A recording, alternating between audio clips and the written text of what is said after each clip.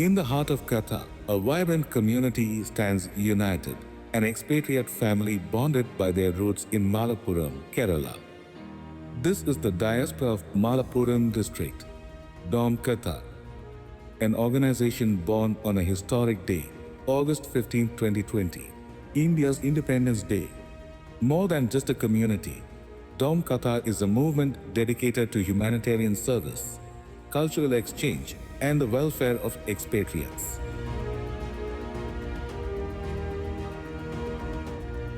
From its inception, Dom Qatar has worked closely with the Indian Embassy, ICC, and ICBF, playing a vital role in supporting the Indian community in Qatar. Through strategic partnerships and meaningful campaigns, the organization has been a voice for expatriates, advocating for their well-being, while fostering a strong Indo-Arab cultural bond. At the heart of Dom Qatar's mission is humanitarian service. Through blood donation campaigns, health awareness programs, and direct support to the underprivileged, the organization has touched countless lives, ensuring that no member of the community is left behind. Beyond humanitarian efforts, Dom Qatar has been an ambassador of sports and culture. The one-year-long Kickoff 2022 campaign brought the excitement of the FIFA World Cup Qatar 2022 to both Qatar and India, celebrating the spirit of football and international unity. The sports quiz conducted at Calicut University of India was a remarkable program. Culture and arts are the soul of our identity. Through various cultural events and artistic showcases, Dom Qatar promotes Indo-Arab relationships, celebrating the diversity that unites us all. Sports is another cornerstone of our initiatives. We believe in nurturing talent and promoting a healthy lifestyle through sports tournaments and community events. Dom Qatar is more than an organization. It is a family, a bridge between our homeland and our second home, Qatar. With every initiative, we aim to uplift, inspire, and strengthen our community. Together, we grow. Together, we make a difference. Thank you.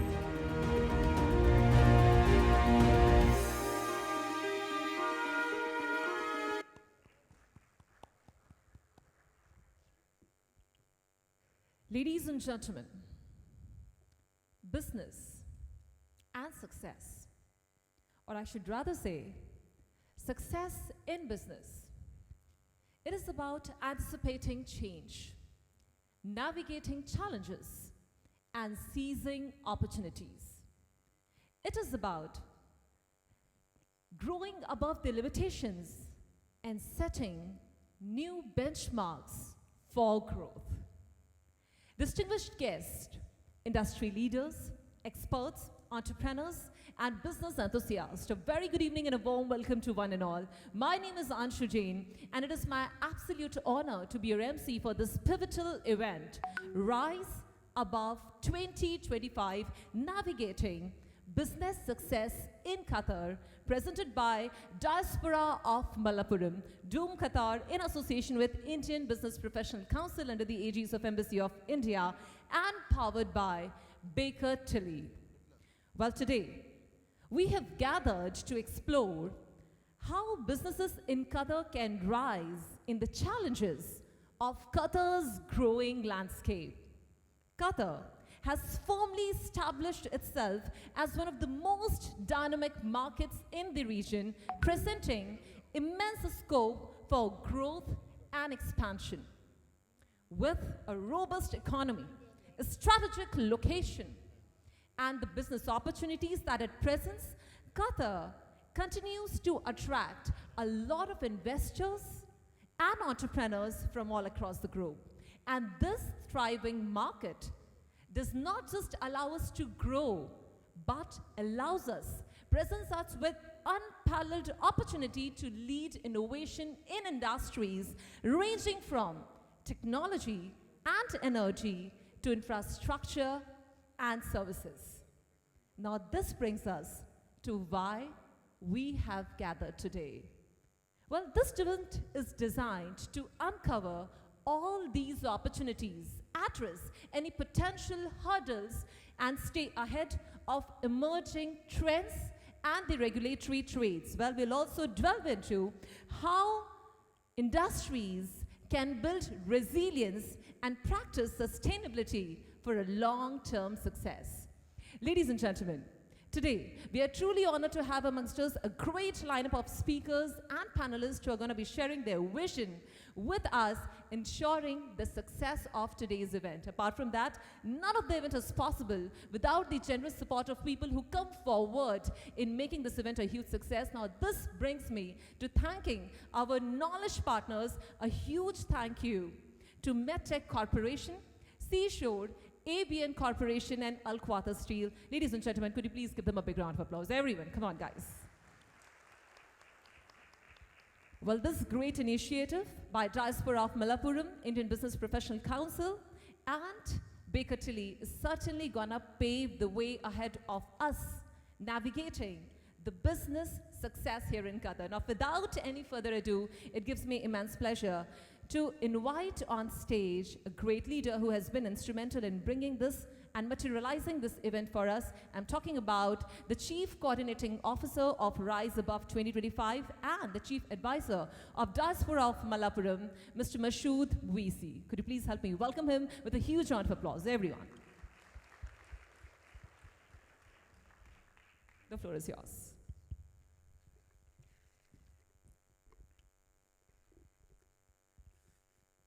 Great communities are built by those who dare to rise above challenges and great opportunities for others. Honorable Chief Guest, Mr. Sandeep Kumar, Deputy Chief of Mission, Embassy of India, respected dignitaries, esteemed guests, entrepreneurs, and dear friends. Assalamu alaikum and good evening. It's truly an honor to stand before you today at RISE 2025, Navigating Business Success in Qatar, a remarkable and unique initiative that reflects the strength, vision, unity of the Indian business diaspora in Qatar. On behalf of the organizers, I extend my heartfelt gratitude to each one of you for being part of this significant gathering. The Diaspora of Malappuram, DOM Qatar, in collaboration with the Indian Business Professional Council, IBPC, and under the esteemed aegis of the Embassy of India to Qatar, has put together this platform to inspire, empower, and elevate our community. We are also grateful to Bakertilly Qatar, especially Mr. Rajesh Menon, Managing Partner, for powering this event, making it possible for us to bring together thought leaders, challenge makers, and professionals who are committed to making a difference. I wish to appreciate Mr. Rajesh Menon. He is the only Indian national to have been appointed as an independent board member and audit committee chairman for 2 publicly listed companies on the Qatar Stock Exchange. We are proud to mention that he is from Malappuram and patron of Diaspora of Malappuram. The Diaspora of Malappuram, DOM Qatar, is more than just an organization. It's a thriving community that actively contributes to cultural, sports, social, and humanitarian initiatives.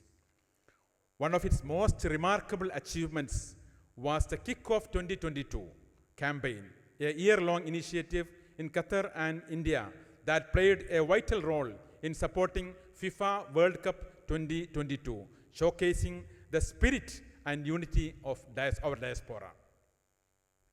As we celebrate the theme of Rise Above, I would like to take a moment to remember a visionary entrepreneur, K. Muhammad Isa, who recently passed away. He was a shining example of resilience, starting his journey through immense challenges and transforming them into opportunities to many.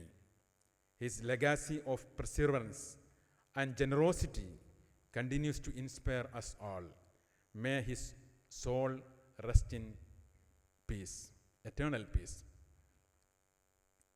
The theme of Rise Above is more than just a phrase. It's a call to action.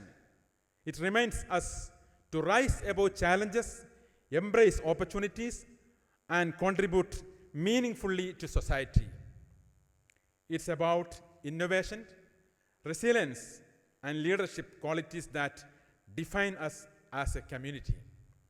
Today, as we engage in insightful discussions, share experiences, and build new connections, let's reaffirm our commitment to excellence and collaboration. Together, we can create pathways for growth, not just for ourselves, but for our future generations. Once again, I extend warmest welcome to all of you. Let us make Rise Above 2025 a milestone event that sparks new ideas and strengthens our collective vision for future. Thank you.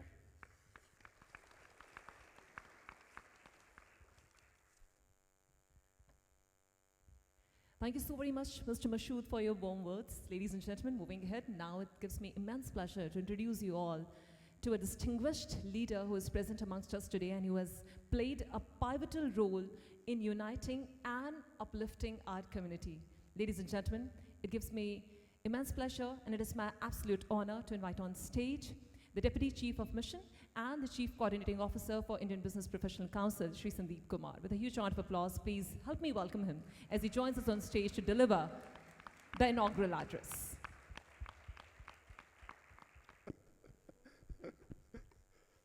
Thank you, Taji. Good evening, everyone. Namaskar. Salam alaikum.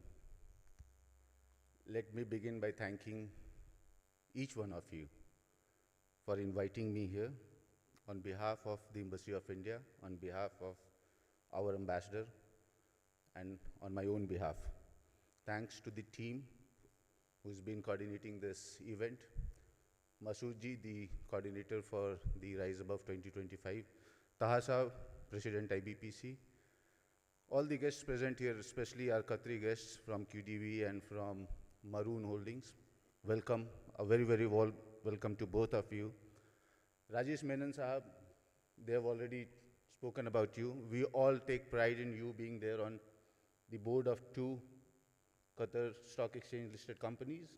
So got to know it today, and we all, equally feel proud, and we all look forward to you putting in more, contributing more to this bilateral exchanges,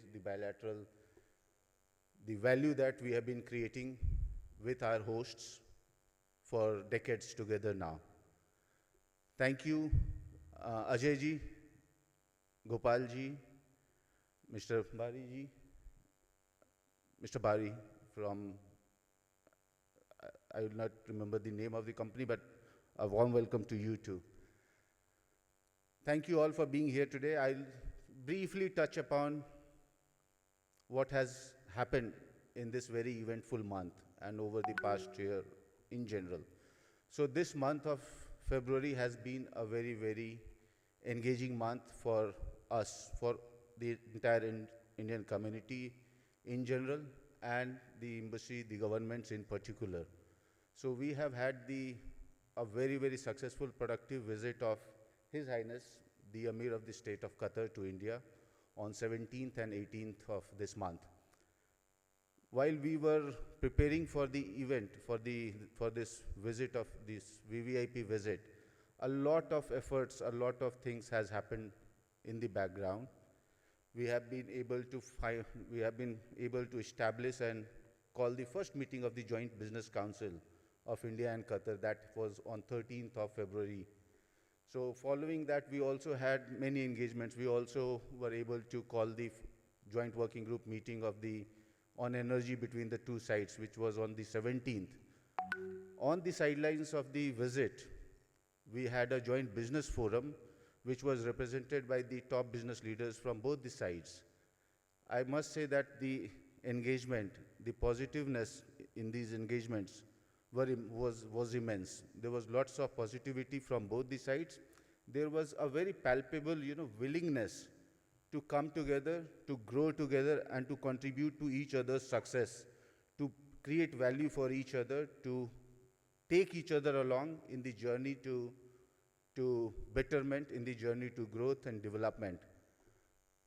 It's not just the development or growth of businesses, because businesses and investments, they always have a purpose. There's no business or investment without a purpose. They finally accumulate. They accumulate to the growth of societies, peoples, and it's a well-being, a general well-being of both the sides in entirety. So businesses are not something working in silos or something which is not touched upon by or does not affect other paradigms.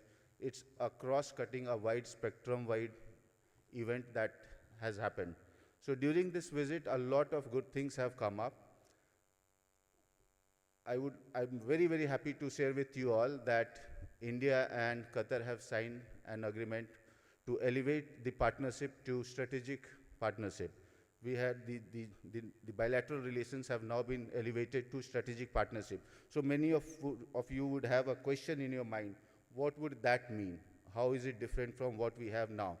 So it's actually an intent. It's a very strong intent from both the sides, which has been formalized, that we will be engaging in all the fronts, all the sectors, all the areas of our bilateral relationship, and we'll take it a notch up, a two-step up, or few levels up. So that's a very big thing that has happened during this visit. Overall, while the visit it was a long due visit. It was after 10 years. Our Prime Minister had visited last year, which was a very important, again, a very, very productive visit in February 2024. And this visit has given a further momentum in the very, very right direction. So we have been looking up to this visit for some time, and I'm very, very happy to share with you all that we come out very, very satisfied and very, very happy out of this visit. We have had a lot of engagement in the fields of commerce, trade, investments. Some of the highlights, as you all would be knowing by now, that the government of Qatar has committed or has expressed its commitment, expressed its intent to invest around $10 billion in the Indian markets. Apart from that, we have raised the level of the joint working group on trade and commerce to the joint commission level, meaning that these interactions will now be led at the level of commerce ministers from both the sides. The engagement, the bilateral trade and commerce engagement is not just limited to few institutional mechanisms. It has been a very, very broad-based kind of an approach which both the sides have been working on for long. And the results have now been showing up. In this visit itself, like QNB, our friend is here, Ajay ji. QNB has decided and it has been approved. They will be opening up they will be opening an office in Gift City in Gujarat. Similarly, yeah, congrats to QNB and to our side. UPI is being operationalized. It has undergone the test phases and everything is completed. So UPI will now be accepted for now on QNB terminals, and I think in the days to come, months to come, it will be broad-based to cover other terminals. So NIPL, the National Payments Corporation of India, their international wing, it's called NIPL, they are in touch with other financial institutions in Qatar as we speak now, and we hope that this gets more and more broad-based as soon as possible. Apart from this, there have been many other engagements. On the front of, we had a very, very engaging discussions when we had a delegation. We have had joint task force on investment. We have had joint working group on trade and commerce. We have had many other such bilateral mechanisms where we have discussed the entire plethora of our economic and commerce-related engagements. And all of these have been bearing fruits. They have all been taken up in a very, very positive manner from both the sides. And both the sides have, at the cost of repeating myself, I again am stressing that both the sides have shown very, very positive intent to further take this journey, our trade and commerce relationship to the next level, to a greater height. In this context, both the sides have also expressed, or they have shown a great deal, or a very, very, I would say, very reasonable interest in discussing a free trade agreement between our two countries. So that is on the cards. We are also, discussing, or we have an intent to discuss in greater detail a bilateral investment treaty as well. So these things will all help the businesses grow. So as the government, on the part of the government, both the sides have been working hard to build the platform, to give an enabling environment, an ecosystem on which the entire businesses from both the sides could thrive, could grow. So as an enabler of trade and commerce, both the sides have been diligently working upon the tasks bestowed upon the two sides by their leadership, and both have been working well on these areas. From the visit itself, there are many more takeaways, but I know most of you would be knowing, and everyone can go and see what all has happened. So it now comes on the business communities, on the businesses. Most of you present here would know very well that it's a time, it's an opportunity, because both the sides have also expressed the intent to double the trade, the bilateral trade, by 2030, which stands at around a little over $14 billion now. So it's a big ask, but I think, and we believe that with synergies built together, with very, very active support from our hosts, from our friends, from the Qatari industry, there is a great deal of both enthusiasm, scope, and I would say intent, and we are on a very positive trajectory, a very, very positive ground, a very fertile ground to take these engagements and see that our bilateral trade and commerce grows to, to greater heights. Apart from this, I would also like to, since the theme of Rise Above 2025 is business opportunities and challenges in doing business in Qatar. Challenges are always associated with business. What business you do, small or big, challenges are bound to be there. Challenges make you think, challenges make you grow, challenges help you find yourself, help you find your confidence. So they will always be there, but we should be focusing more on the opportunities that Qatar market offers. We all know, under the National Vision 2030, Qatar has, it's a very, very positive, a very, very strong statement of the intent that the Qatari government is working with. It's to diversify the economic activities in the country, to focus more on technology, to focus more on innovation, to use the new and emerging technologies for the purpose of benefit, for the purpose of growth, for the purpose of improvement of societies, of business ecosystem, of businesses, small, big, very small, everyone alike. So these opportunities are in store for businesses from all over the world. I would especially refer here to the businesses from India, the businesses led by the Indian community members. It's a time, it's an opportune time. We have opportunities. There has been expansion in the market. Although after the World Cup, there had been some indications of some slowdown, but I think the markets are improving, it's growing, it's getting back to what we all would like it to be.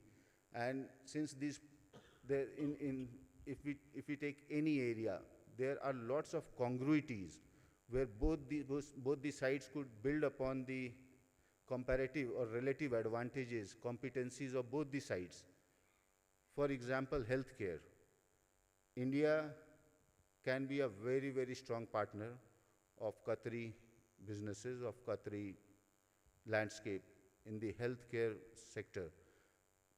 Like pharma, we are called the pharmacy of the world. There is reason behind that.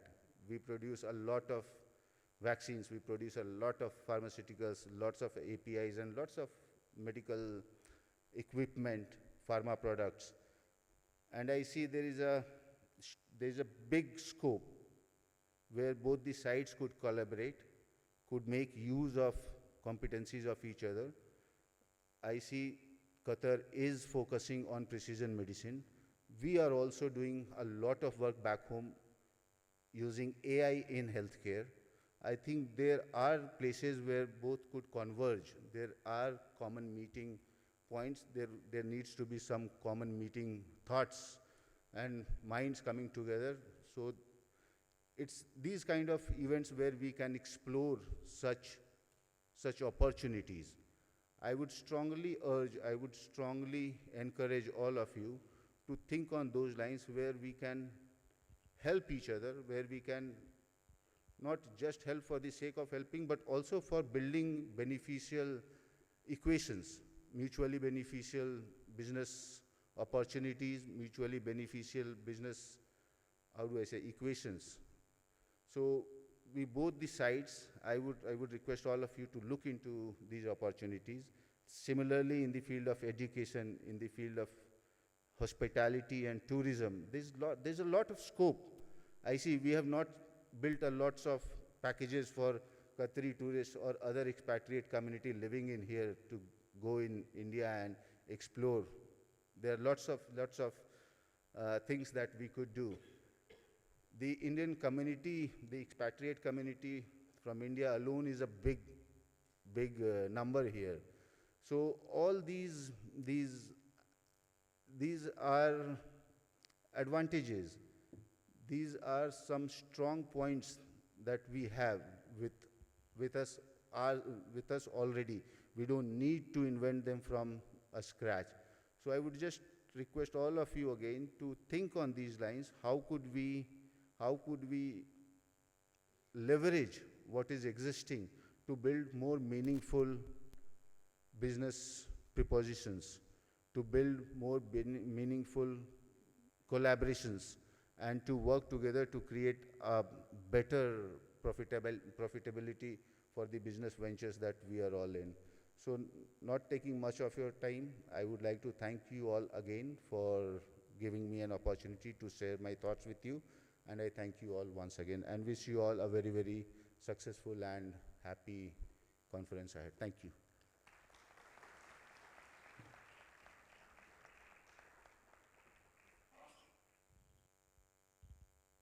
Thank you so very much, sir, for sharing your insightful words with us today. Ladies and gentlemen, with that, moving on and calling upon the next speaker. Well, someone who's going to set the tone for the day, who's going to present the spirit of Rise Above 2025. It gives me immense pleasure to introduce you all to the President of Indian Business Professional Council, Mr. Taha Mohammed Abdul Kareem, as he joins us on stage to deliver the essence and the spirit of Rise Above 2025. Ladies and gentlemen, could you please give him a big round of applause, everyone. The floor is yours. Thank you, Anshu. Life is 10% what happens to you and 90% how you react to it. Rise above, choose your attitude and strive for excellence. Dear Sandeep ji, distinguished guests, esteemed members and fellow business leaders, a warm good evening to all. Rise Above 2025, navigating business success in Qatar. Today we are gathered here to celebrate the spirit of entrepreneurship, innovations, and resilience that defines our business community. As the Indian Business and Professional Council, our mission is clear: to be the preferred platform to empower Indian business persons and professionals by creating enrichment opportunities. Our mission roadmap is simple yet powerful: encourage people, educate them, engage with them, enrich them, and thereby empowering them so that we enhance the bilateral relation between India and Qatar. We believe that by following this roadmap, we can create the most admired business and professional community in Qatar. I invite you all to join us on this mission to create the most admired business and professional community in Qatar. Let us work together to empower Indian business persons and professionals and to create enrichment opportunities that will help us rise above and achieve business success. We are a community that is known for excellence, innovation, and integrity. A community that is supportive, inclusive, and resilient. The theme of this event, Rise Above, is a call to action that aligns perfectly with our mission.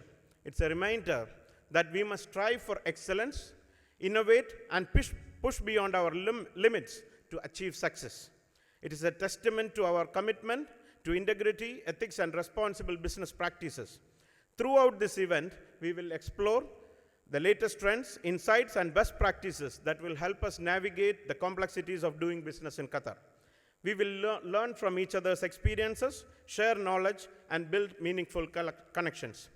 I would like to thank my fellow organizers, Dome Qatar and Bakertilly, for coming up with this wonderful idea to guide the Indian businesses in navigating business success in 2025.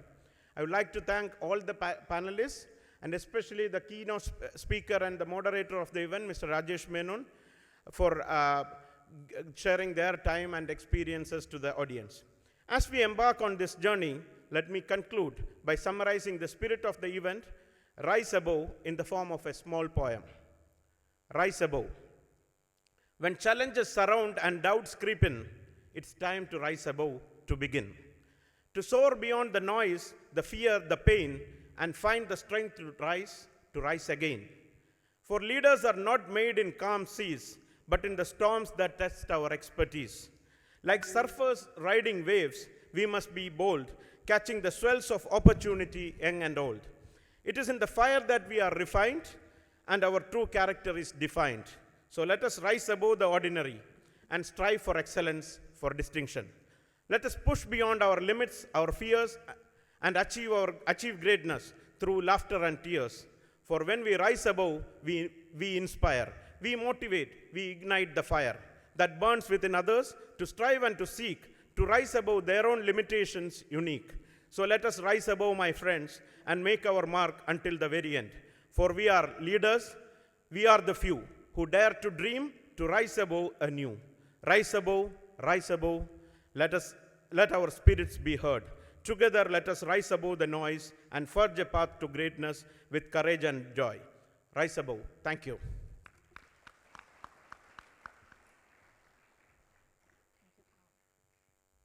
Thank you so very much, Mr. Taha Mohammed, for setting the tone for the day. Ladies and gentlemen, with that, now it's time to introduce the first keynote session for the day. It's time to navigate the business landscape of Qatar, to identify the key opportunities, address challenges, and rise above 2025 with insights from one of the most distinguished leaders in Qatar's business landscape. Well, as the Chief Executive Officer for Bakertilly in Qatar and the head of Bakertilly Consulting in the Middle East region, Mr. Rajesh Menon is considered as one of the most prominent voices in the business diaspora in the region and beyond. I would also like to add he's the only Indian national to have been recognized as a part of the board of member and the audit committee chairperson for 2 of the public listed companies in the Qatar Stock Exchange.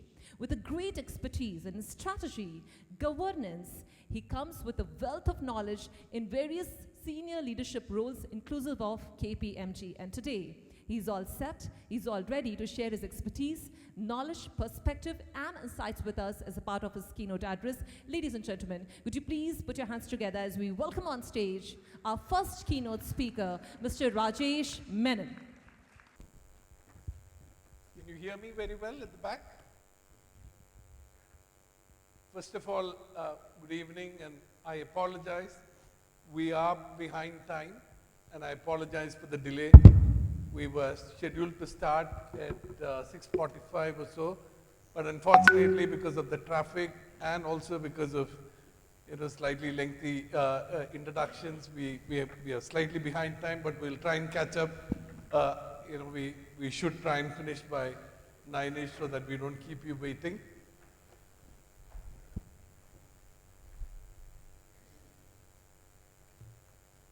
We just come to the present.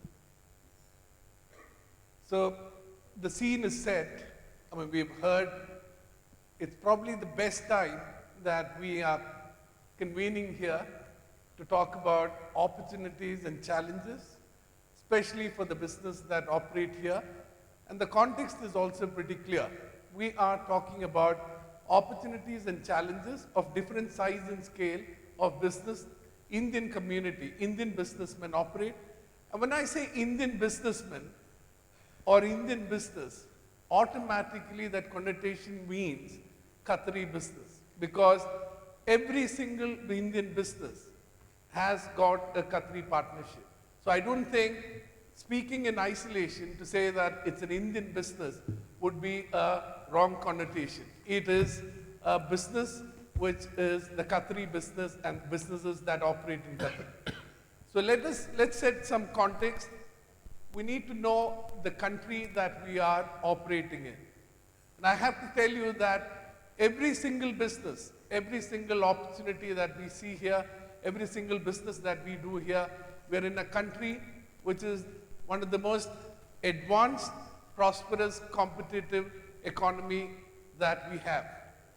And I'll tell you, with some of the statistics, most of you would know what what Qatar stands for. So since 1942, when oil was discovered first in the Dukan field, Qatar has been a dominant player in the energy market. Right at the top, you'll see we have the third largest gas reserve. We are in the top 3 exporters of liquefied natural gas. The economy of Qatar has steadily grown. As you would see, the gross domestic production, which is the GDP, has grown from 705 billion Qatari riyal, and it's poised to go to 849 billion. You also would see the spike of 26 and 27 on account of the commercialization of the North Field production, which is actually giving you that spike which you see in 26 and 27 as the North Field gas comes on stream. The economy is poised to grow at 4%, which is the GDP growth is projected to be at 4%. Non-hydrocarbon economy is poised to grow at 4%. So the real challenge, or the challenge that we have in front of us as contributors to this economy, is how do we make the non-hydrocarbon economy grow? And that's one of the key drivers for the government as well, government of Qatar. These are other statistics, as you would see. The non-hydrocarbon today contributes 64%, which is a significant part of the economy and continuing to grow, and the challenge is to get this growing. All the other statistics, we have a fiscal surplus, we have a current account surplus, all in percentage terms, we have 2% of the GDP, which is the fiscal surplus, and a 13% surplus, which is the current account surplus as a percentage of GDP. In terms of all the other ratings, Qatar rates itself as one of the best healthcare providers in the MENA region. It ranks 3rd in the travel and transit rankings. It has got a credit rating of AA, which goes to show the stable or the very stable economy that Qatar is built on.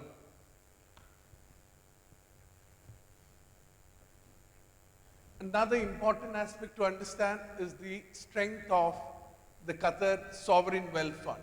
Qatar Sovereign Wealth Fund is one of the top 10 sovereign wealth funds in the world. A very active sovereign wealth fund with a total asset of around 500 billion.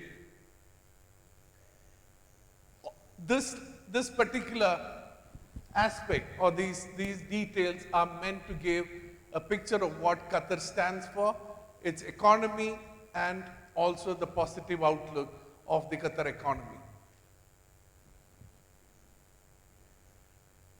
Since the topic is about challenges, it's important that we take a look at some of the key challenges or the macro challenges that the state of Qatar is faced with, or some of the macro challenges that every business that operates is faced with. Growth of non-hydrocarbon economy, as I mentioned, the hydrocarbon economy has been the kicker ever since the gas exports have taken a rise. Our hydrocarbon economy has led the way, and all the government spending has happened on the back of that hydrocarbon economy, which still underpins our Qatar's economy. Now, growing the non-hydrocarbon economy is one of the major challenges that the government is faced with. And you will see, as I continue with this, you will see the Qatar National Development Strategy. Qatar National Development Strategy 3, which is now operational, the one which is now functional, is the Qatar National Development Strategy 3, which is the third edition of the Qatar National Vision 2030. Qatar National Development Strategy of the third edition points out to one major thing, which is about shifting from a government spend economy or a government-led economy to a non-hydrocarbon sector economy. And that is where the NDS 3 has spelled out very clearly what are the sectors that we will be focused on. Other one, the next challenge that we are faced with is the private sector participation. There are considerable challenges when it comes to private sector participation. One is the scale itself. One is the depth of the private sector institutions here.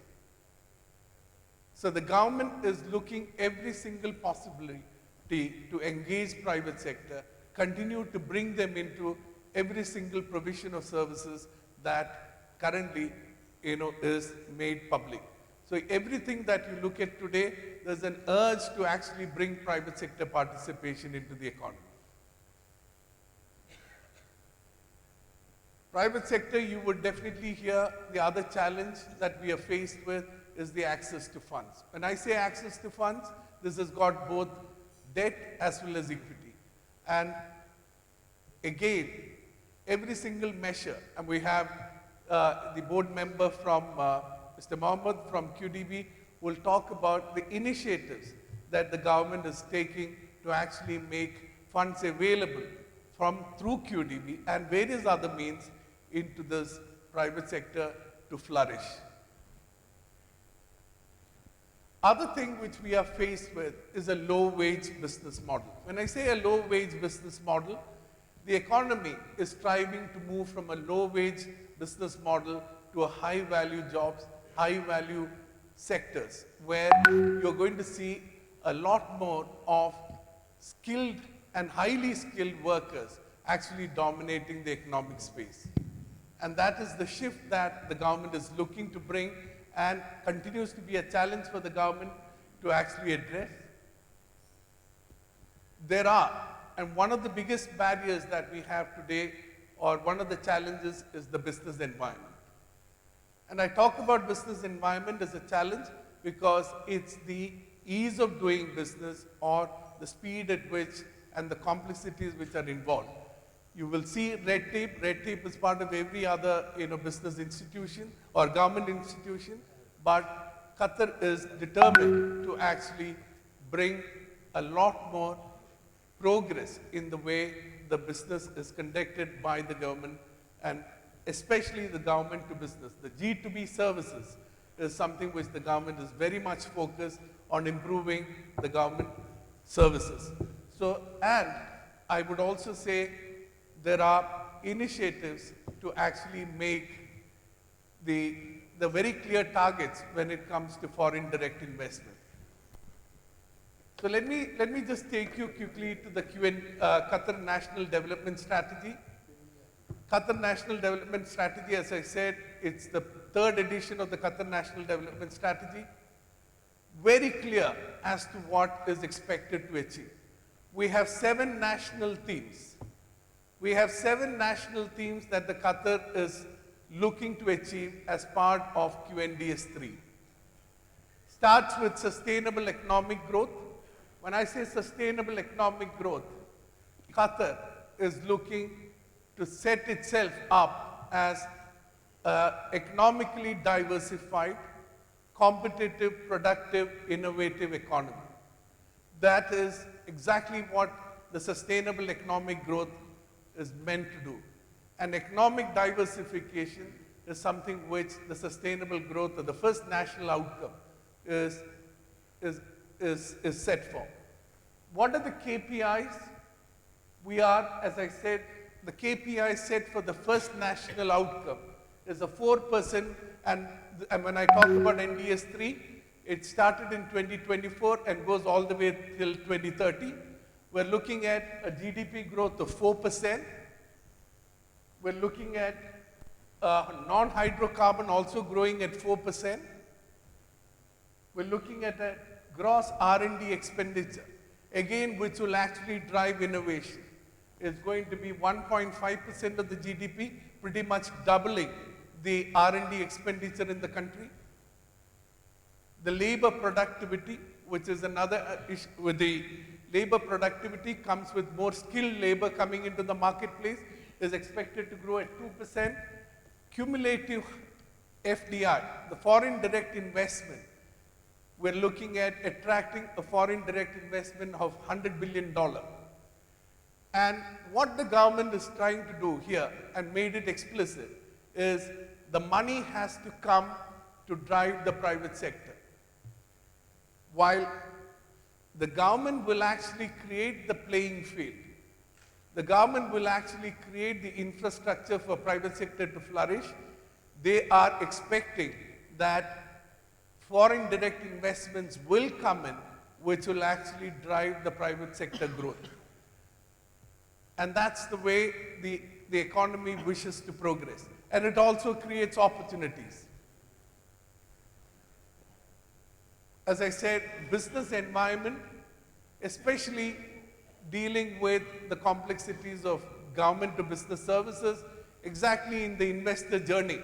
Throughout the business life cycle, the investor journey, it needs to be streamlined, and that is what the government is aspiring to do, to actually come to actually be in the top 10 in the business environment. So these are aspirational targets. No doubt these are not easy to achieve, but as Indian businesses, we also have a role to contribute to actually achieving these KPIs. There are 6 other national outcomes, which is the fiscal sustainability. As we said, we have a fiscal surplus budget, which is pretty uncommon in today's world. Every company runs on every nation runs on a deficit budget. So fiscal sustainability is about the long-term stability of the budget, government budget, and government balance sheet. It's the long-term stability. Future-ready workforce, it's all about creating a highly skilled national workforce who are globally competitive, and also attracting highly skilled expat workforce. Cohesive society is about fostering or continuing with, or developing the Qatari values, as well as integrating communities and societies, which are the expat communities, into this fabric. Quality of life, as I said, in terms of quality of life, Qatar ranks in the top 10. We are looking at continuing to invest in healthcare and public safety, becomes the 2 of the biggest themes in that quality of life. Environmental sustainability, it's all about reducing carbon emissions, reducing greenhouse emissions, and looking at more green energy and looking at decarbonizing and creating a cleaner environment. Government excellence, it is about improving the way the government supports the citizens and businesses. So these are 7 national outcomes that the government has set itself up for a 2030 deadline. And today, most of our discussion will center around the first national outcome, which is sustainable growth. Sustainable economic growth is what we will talk about, because that's a matter of interest for all of us, as to how sustainable economic growth, and I would like all of you to understand what the KPIs the government has set.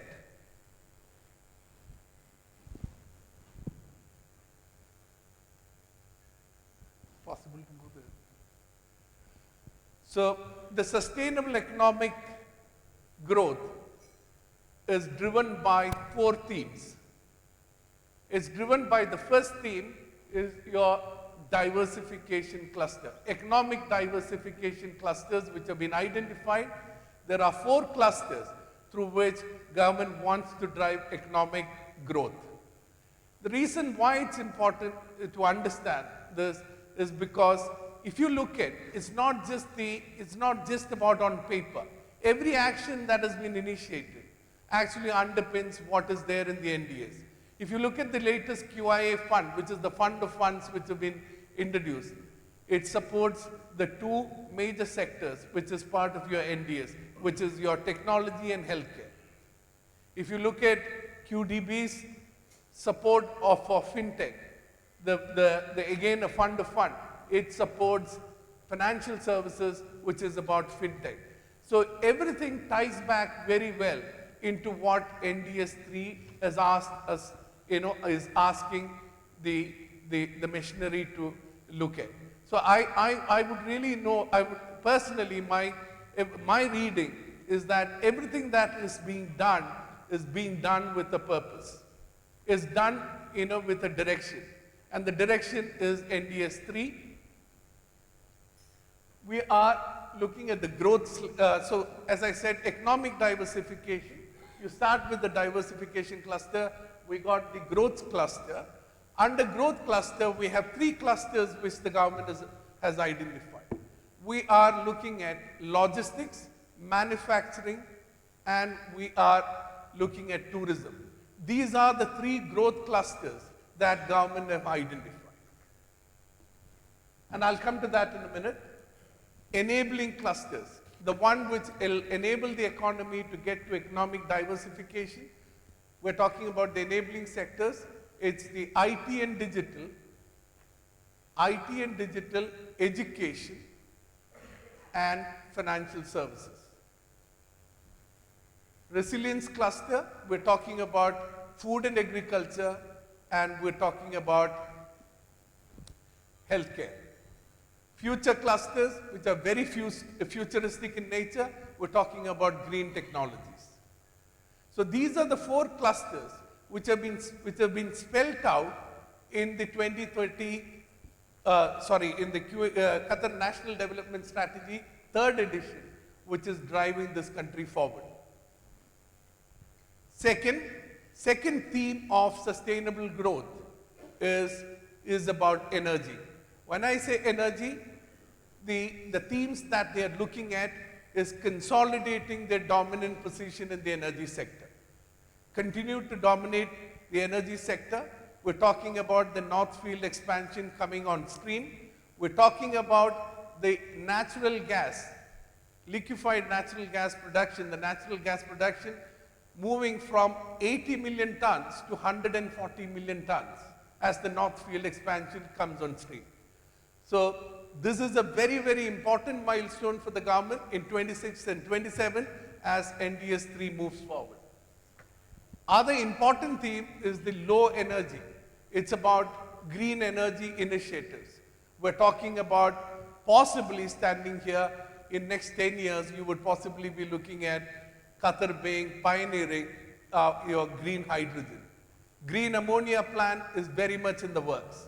So we're talking about a lot of green initiatives which is in the energy sector. On the innovation side, we'll see a lot more, but Qatar wants to be in the top 30 global innovation index.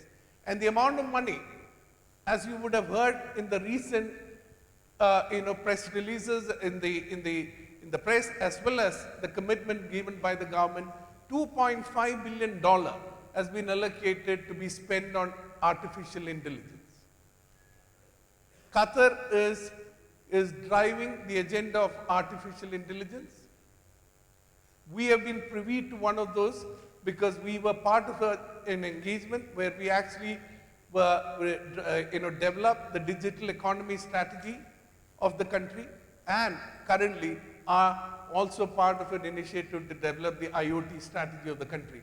You can understand the amount of emphasis the government is giving on driving innovation and driving innovation through technology. Business environment, as I said, we do have challenges. We do have challenges and that needs to be understood. We have a case. I mean, I'm talking about the time it takes to actually bring a business on track. While we talk about all the great, things, all the good KPIs, the great KPIs at the macro level, micro level, we do have challenges on the ground. And I'll tell you an example where we need to be cognizant of. A project that was awarded a year and a half ago, and that too with the support of Qatar Energy and all the, I would say the who's who machinery of the country, has still taken 1.5 years to actually come on stream. So we do have challenges, and which the government acknowledges. So the business, the government, the business environment we are talking about is to clear up those hurdles that the businessmen are faced with, which is to create an environment where the investor journey is a lot more easy.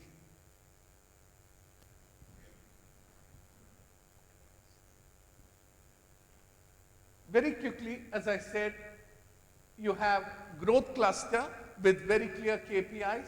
We have enabling sectors, resilience sector, and future clusters. These 4 clusters where we spot opportunities.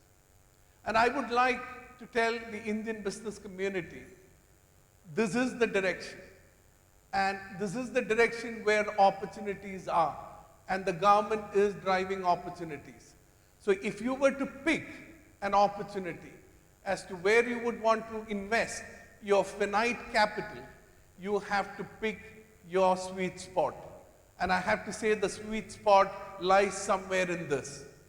If you look at another business opportunity to invest your capital, probably it is not in I would say, it's not presently in the sweet spot.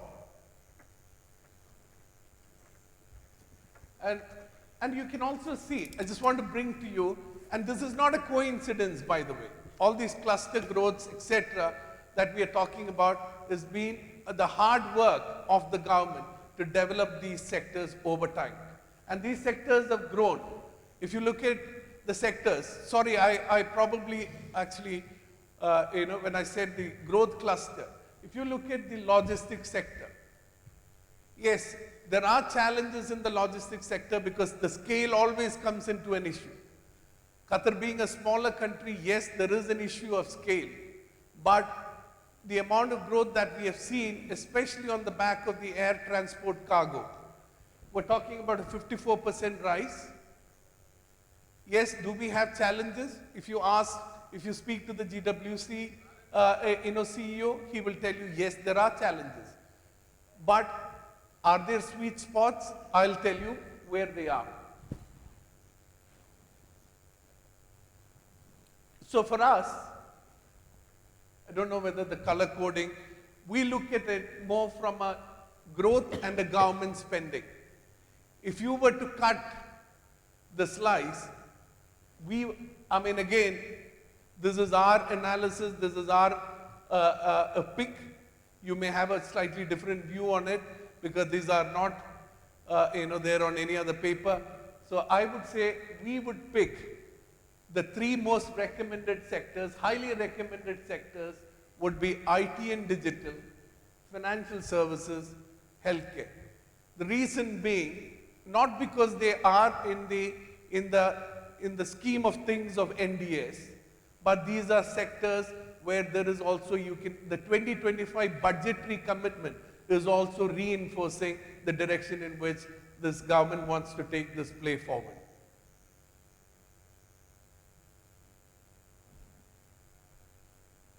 If you look at the IT and digital,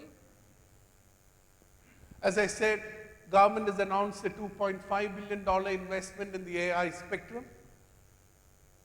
Financial services, we got some gurus of financial services in this room, but I have to say, moving away, financial services, the government is actually looking at consolidating. Ajay would know better, but even consolidating Qatar position as an asset manager, bringing asset under management to exceed 100 billion in Qatar.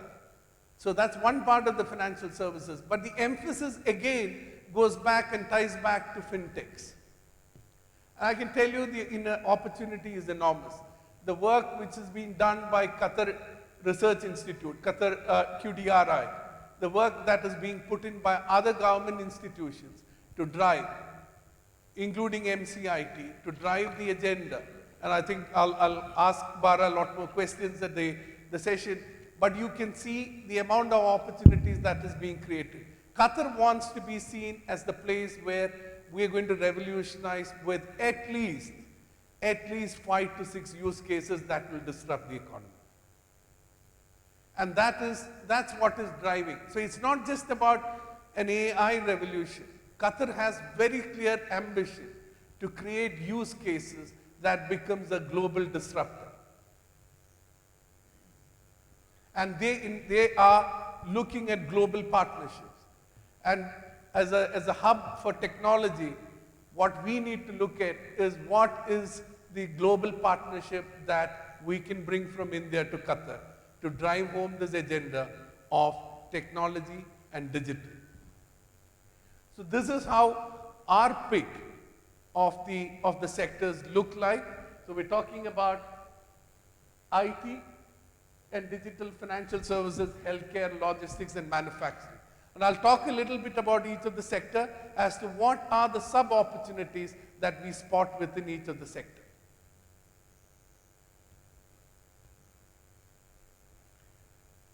AI and digital. Qatar wants to be the global AI innovation hub. I know it's not easy. There are much larger countries competing, but the vision and the intent is very clear to be at least, and if you talk about it privately, I would gauge that Qatar wants to be seen as the one that has given us 5 or 6 use cases that has revolutionized the AI industry. And that's the partnership they are seeking. One case which is very clear is the InsurTech. And this has been spelled out very clearly. InsurTech is a fintech they would like to use or create using AI and other disruptive technologies to drive the insurance industry or disrupt the insurance industry, where insurance products will get priced better, the risk would be assessed, claims would be processed, all with much more precision.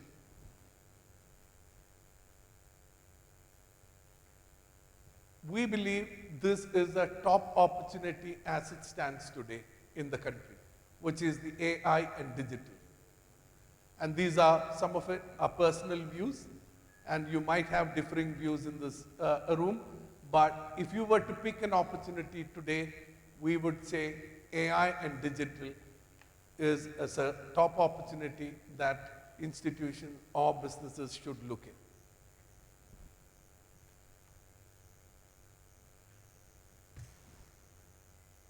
No, just one back. Yeah, one back. One more. Now, I want to talk about fintech. Qatar is looking to incubate and successfully bring out 35 fintechs by 2030, and you could be one of them.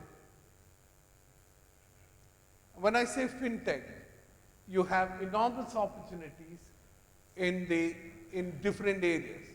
And some of the areas that we pick is the digital and payment arena. We talked about UPI being accepted, and we have the privilege of having Mr. Mohammed here, who actually was one of the pioneers. He's set up, is a founder of Skip Cash, which is a digital payment platform, and also a co-founder of Pay Later, which is a BNPL, which is, if you are aware of a concept called embedded finance. Embedded finance is, I'll come to that in a minute, but we believe digital and contactless payment provides a great opportunity. Yes, again, as I said, scale becomes an issue because of the smaller size of the economy. You might have seen as to how the UPI has taken off in India. It has driven India's growth. It is the soft power that we have. And today, if you look at it, we currently do not have a wallet, a digital wallet, which goes from P2P, which is the peer-to-peer payments, and also business to business. Only on I'm talking more about other than the likes of Ooredoo wallet and Vodafone wallets. We still have a huge opportunity lying there in the payment space to be the digital wallet, just like what we have in India, the Google Pays and the Paytms and all of that. We're looking at an opportunity, but again, as I said, scale is an issue, and it is something which we need to be able to export it to the nearest countries. But it is coming. It is obviously, it's a regulated industry. It comes with certain amount of restrictions, but that's a huge opportunity as we see it. Open banking solution. We are talking about open banking solution as we speak. I am working on a project in Bahrain, setting up an open bank in Bahrain. And if you know this concept of open bank, it allows, banks are pretty precious about their data. But today, open banking is asking them to open up their data and to be made available to consumers or third parties and users with a fintech or a middleware in between. So you could still use that for payments, you could use that for information making and decision making. And that's something which is coming, it's not too far off. We're talking about embedded finance. Embedded finance is going to be, without which there is, and I don't know how many of you would know, embedded finance stands for bringing in finance into non-financial services. It means as you do in a non-financial services, let's say I am buying from a company, I'm buying and I buy, let's say, an airline ticket. All of a sudden, it comes up, there's a pop-up which says, do you wish to buy an insurance? That is an embedded finance. Because you are embedding a financial transaction in a non-core financial transaction. And who's bringing that? There's a fintech in action behind this. In general, and that's an opportunity space for the fintech. You're talking about a BNPL, buy now, pay later. You would have heard that concept. As you check out from an e-commerce store, you actually are asked, do you want to pay in installments? What is driving that? What is driving is an institution. Yes, if you want to take on risk on your balance sheet, if you want to give credit, you've got to have a bank behind you. But between a bank and between an e-commerce, you have an intermediary, which is a fintech, which actually takes on that risk, buys out that risk, takes on that risk and passes on to the bank. So there are different business models, there are different use cases. But BNPL, there's a huge opportunity which we see in a B2B business model. B2B business model, I buy and sell, you buy and sell. Today, you actually go and give post-dated checks. BNPL in a B2B context takes this completely out of the picture.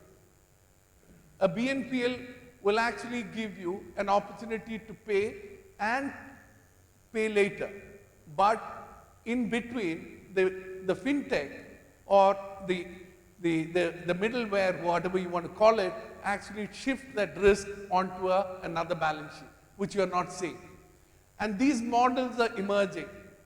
And this embedded finance is here to stay in many ways. You could have your own credit card. You know, as Bakertilly, I could have my own credit card today. And I could make offers to say, you pay through my card, I'll give you a 5% discount.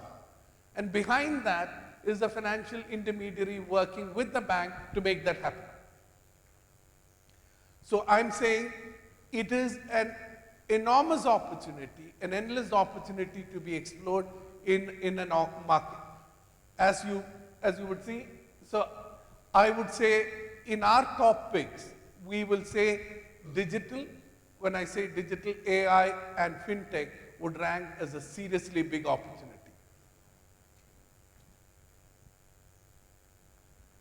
We're talking about healthcare, the traditional healthcare, but there are opportunities that we see within the healthcare because the healthcare spending continues to be on the rise and will continue to stay there. We're looking at specialty clinics, we're looking at medical devices and personal protective equipment, physiotherapy, preventive care, post-hospitalization and home care.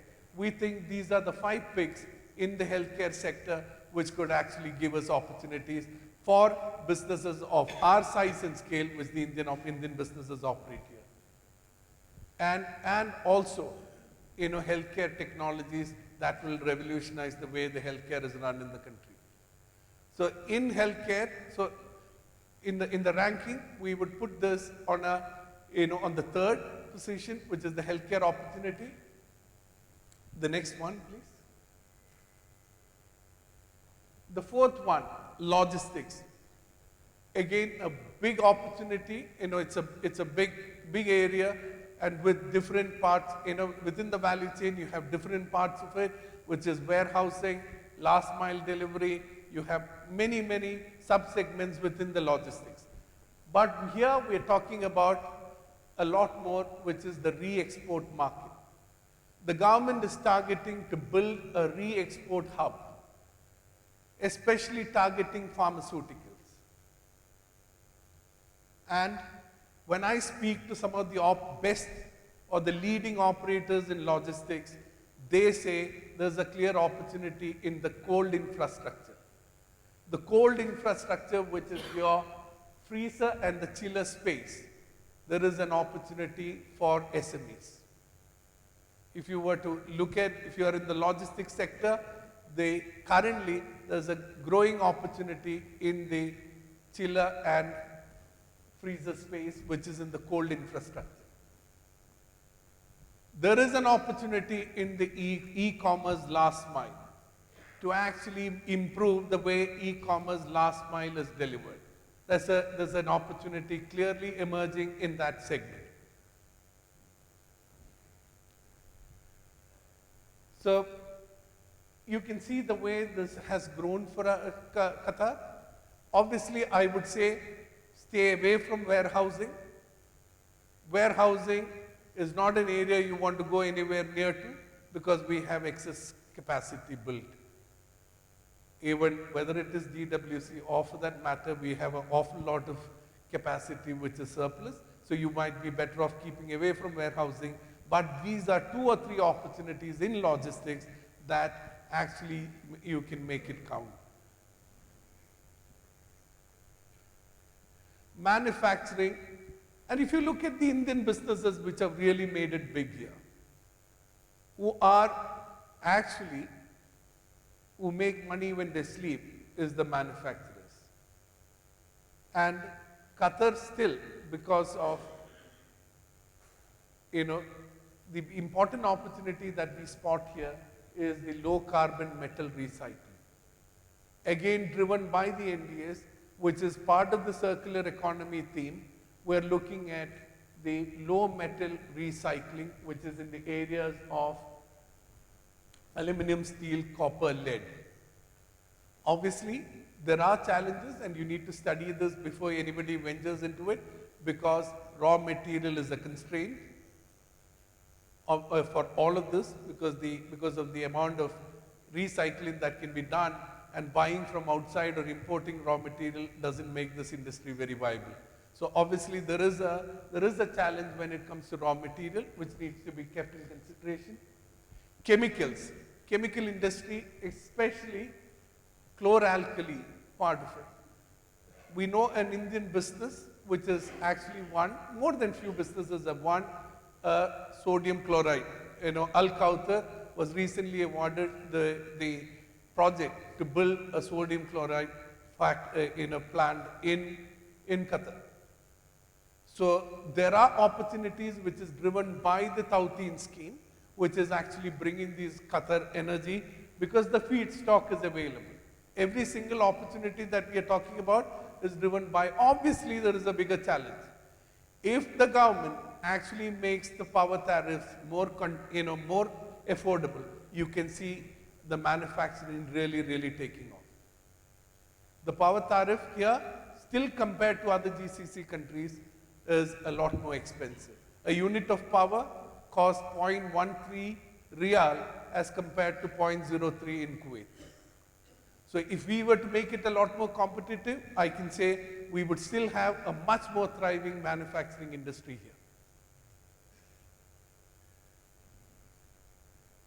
The other one which has got an enormous, which is growing and has potential, is the plastic subcluster. Again, because of the feedstock is a petrochemical feedstock, and the plastic subcluster is an identified opportunity for the government as well. And we are aware of Indian businesses doing extremely well in that area. So I would say, if we were to recap again, on the last one, I don't know if there is another one. Is there a next one?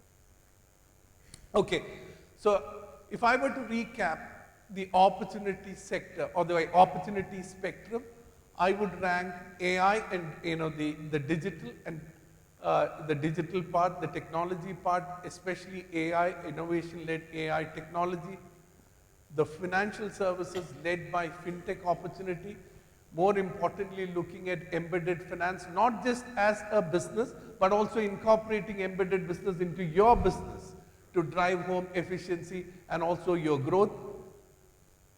The second, the third one being the healthcare, because of the continuous spend that you receive in the healthcare. And the last one, we talked about logistics, very specific opportunities in logistics, and the last one being manufacturing. So these are our 5 top picks of the industries where opportunities are clear, and there are opportunities for us as Indian businesses to actually target.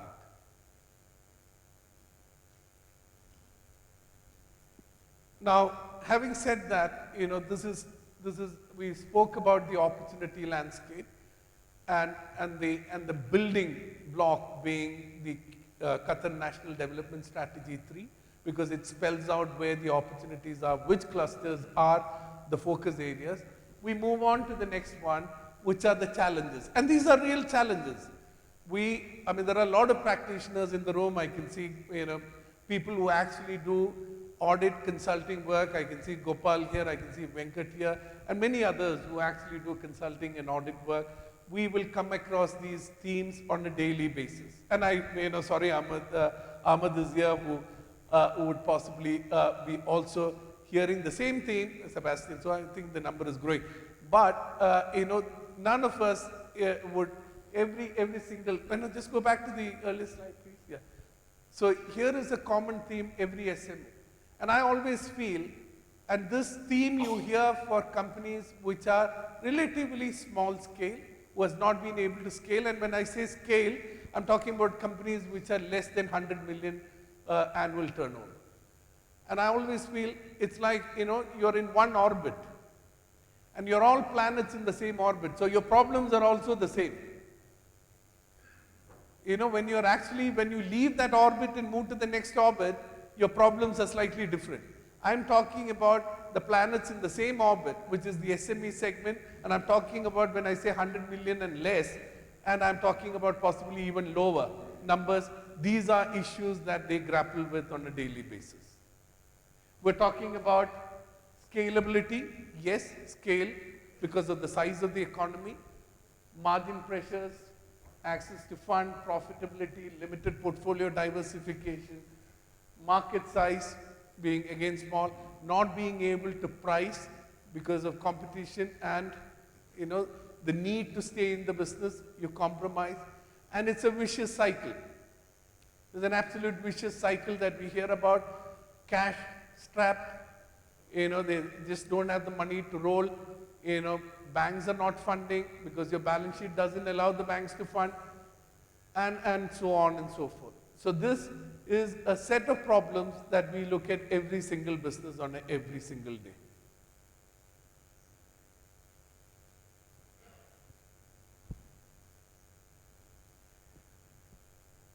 There is no single, you know, silver bullet solution to it.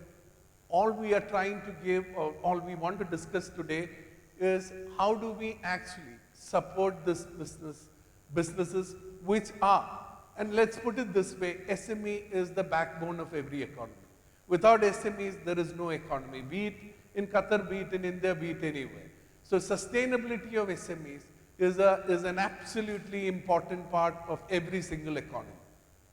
Now, how do we make these businesses which are pretty much, you know, in the struggle mode? And I have to say a lot of these companies are in that mode.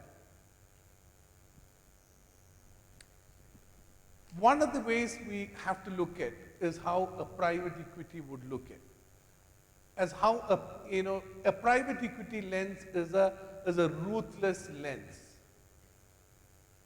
Absolutely ruthless, they don't care a damn. There's no emotion. A lot of our businesses actually get, sorry to say, screwed up because of emotions. A private equity lens actually takes out emotions from that. They are only focused on three things. They are focused on revenue growth, they are focused on EBITDA maximization, and they are focused on exit potential. There is nothing below that. There's no friendship, there's no love between anyone. There's no emotion. Now, that's something which every single business has to look at. In our view, a lot of the businesses struggle because not taking decisive actions. Not taking decisive actions at the right time lead to more problems, and it comes to a point where it's breaking or it's broken. Next slide, please. In our view, and I put together a few decisive actions, which I would have told my clients. I'm sure some of the knowledgeable people in this room would know, but it's for all of our benefit that I want to reiterate some of these decisive actions. One is, in our experience, unless you have gone through a very professional method of looking at cost optimization, our view is at any given point in time, every business has got 20% fat. Every business has got 20% fat which you can take out. If you go through a private equity ruthless way of cost optimization, you have a 20%. And that 20% is the difference between staying in the business or exiting or breaking. And that 20% needs to be identified and dealt with. And I've given some steps as to how you could look at, but there's no rocket science here, but it's about following them in a methodical manner. You look at your operational processes, there is fat sitting there, and you need a thorough technical due diligence. People who understand the process, who can actually drive that, streamlining. We have seen how effectively some of the small and medium enterprises have actually saved costs by using RPA, robotic process automation. It sounds like, it's a killer. But in fact, it drives home efficiency and it actually optimizes cost in a big way. We have worked on projects in Qatar and it has yielded results. RPA actually automates your repetitive task. You have 5 people in finance just reconciling your invoices. So let's say our famous, if you're an accountant, you would know the 3-way matching, which is a huge thing in accounts. For RPA, it's a walk in the park. They don't get it wrong. Even if there are 5 clerks looking at it, we generally get it wrong. So I'm talking about how you can automate repetitive tasks using RPA. And you need to consider bringing that because 1, it's economical, and 1, it gives you long-term tangible cost saving. Right-sizing the workforce. Again, it's about improving the productivity. We talk about how do you actually drive home. And one of the factors which have been talked about in this country is labor productivity. Is every single employee in your organization productive? If not, what actions are you taking? You are letting things drift. And as a result, it's money. It's actually hitting your bottom line. It's about upskilling. A lot of it is about upskilling because you can actually, it's wrong to say that this guy doesn't know this. Every single guy can be upskilled. Because if you come from a training, if you give them the right training, you can actually upskill and right-size the workforce. I mean, there are some obvious things to do, but if you do this in a methodical manner, which a private equity does and get the result, it's because they do it. A lot of the businesses, they just don't do it. So they just don't enjoy the benefit of that cost optimization. Second one, please. We look at another concept, a decisive action, number 2. Identify your business more from a value destructor or a value creator. Every business, each of you might be running a business or involved in a business in different capacity, but the most important thing to ask is your business a value creator or a value destructor? And what is the 2 symbol or the kind of 2 litmus tests you can apply to actually identify whether it's a creator or a destructor? I would suggest there are 2 things. Do your intrinsic value assessment of your business. If your intrinsic value is not giving you the positive result, you have to relook at what you do with that business. Second part, when I say intrinsic value, you actually look at your net present value of your future cash flows for a foreseeable future. And if you don't see a positive result, you got to take this into account that you're working on a business which is not going to yield you results and is going to drive you into trouble very soon. How many of you would have done this exercise very methodically in assessing whether your business is actually creating value or destroying value? And this could be a business division, because a lot of your problem is because you have 2 performing units and 1 non-performing unit which is eating into your profits. Second is your long-term assessment of the quality of earning. Quality of earning is what determines the stability, long-term stability of your business model. Long-term stability of your business model, which means how recurring is your revenue. Is it actually built on short-term gains? Is it built on short-term activity? No. If you can see that the quality of money that you make is a long-termish thing, then rest be assured you are actually sitting on a very sound business model. But you can't see this revenue after 12 months, then, if you were to give this to a private equity, he would obviously dismiss it immediately, because he would look at it more from a quality of earning, not just the quantity of earning. Action number 3, I would say one of the issues that we are normally faced with is how do I raise growth capital? And there are 2 ways we can do that. One is the partial sale of equity and one is an IPO. And we'll talk more about it. A partial sale of equity allows you to raise capital to drive growth agenda. IPO, we'll talk about that in a minute, how we can use that as a lever.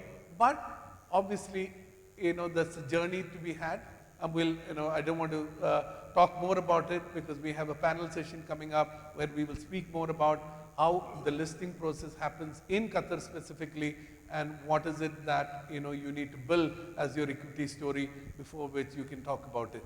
So I think one of the things which you should keep in mind is the option of divesting a partial equity sale. And we have, and as consultants sitting in this room, we have several mandates. Each of us have several mandates to raise equity or partial sale of equity to be done to raise growth capital. And this is not even cashing out. We're talking about actually taking money into the business to grow the business, where the founders or the promoters are actually willing to sacrifice their promoter capital to actually fund the growth capital. On to the next, please. Yeah. This is our opinion. Scalability has always been a problem because businesses, the fringe businesses, actually suffer because of scale. Our view is any business that you are looking at in Qatar, you got to be looking at a business that you can actually lift and drop into 3 minimum markets, a minimum of 3 markets, because it is going to catch up, because you will hit the ceiling very soon and you don't know where to go. So unless you have planned in advance for a geographical expansion into 3 markets at a minimum, you are possibly running into a brick wall very soon. Because the scale is an issue. And I'm talking about the scalability issue which every business is faced with. And I want to give you a benchmark. You can hold me for this, but our own analysis of various businesses, and there are clear outliers in it. We give you, and this is just a benchmark for you to evaluate. We believe, and there are some serious outliers in this business, for example, a retail. So I'm going to give you a financial benchmark that you possibly can apply and see where your business stands. And I again say this with a pinch of caution because every business, there are businesses which are clear outliers and you need to suitably adopt it. But a sweet spot of a gross, because these are financial benchmarks that will help you. A gross margin of 43% is something which you possibly need to look at in your business. You need to know that operating in Qatar has a certain cost. And if you evaluate the SME businesses, which we have done, your average overheads range somewhere in between 22 to 25%. 22 to 25% of your revenue. So unless you earn enough gross margins, you will not be able to give yourself a reasonable, respectable EBITDA and a net margin. So we're looking at a 43, 22 to 25 EBITDA hovering around 18 and an NP of anything between 12 to 15%. That is your business achieving? Or is it possible that you can drive this result? It's something which you can apply to your business and see where you stand. But I still, again, as I say with a lot of caution, retail business doesn't give you, so there's a clear outlier there for retail. It gives you a 30% gross margin and net profit of 3, but it's a huge volume business. So there's a way to adapt these numbers to yours, but I'm talking about a lot of generic businesses that you can apply. And I'm again talking about the SME businesses are a lot of our countrymen actually do here.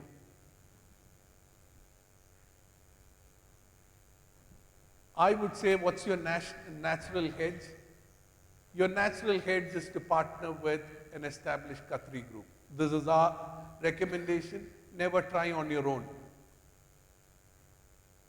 it is always best that you actually create an alliance with a established business group. One, it takes care of another problem, which is your ability to access debt capital, which is another major issue for our businesses here. Not being able to access debt capital, or sorry, debt from financial institutions, because none of us have collaterals to offer, and many of the balance sheets do not have the track record to actually get the debt. So the only way that you can, through your, during your trying times, is only if you have partnered with an established business group. And this is our recommendation, that you look at it as a clear way, as a natural hedge to some of the risks that you faced with in the country. We hear on a daily basis the businesses that go down on a daily basis. We talk about businesses which are more targeting the masses, the society. We talk about restaurant business. Indian businesses, if you look at it, there's one restaurant that closes every month. One Indian restaurant is closing every month in this country, and we still open. So, there has to be a manner and method for madness also. And knowing that there is no space in it, unless you are able to bring in a differentiation or pricing which is completely, which is going to put you in the business. So it is the crowded business, the businesses which are crowded, where there is more supply than demand. We continue to actually go and put our precious capital into it, and then we come back burning our fingers. And that's an advice to look at, to say, where do you actually put your money? You're better off not doing anything rather than losing that money.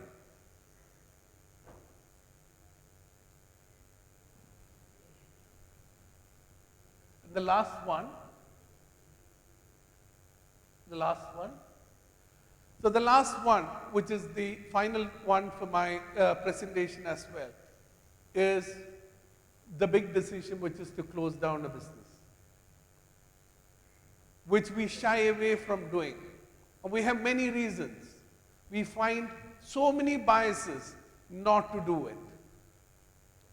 And we prolong this agony forever and ever, till some of us end up in jail,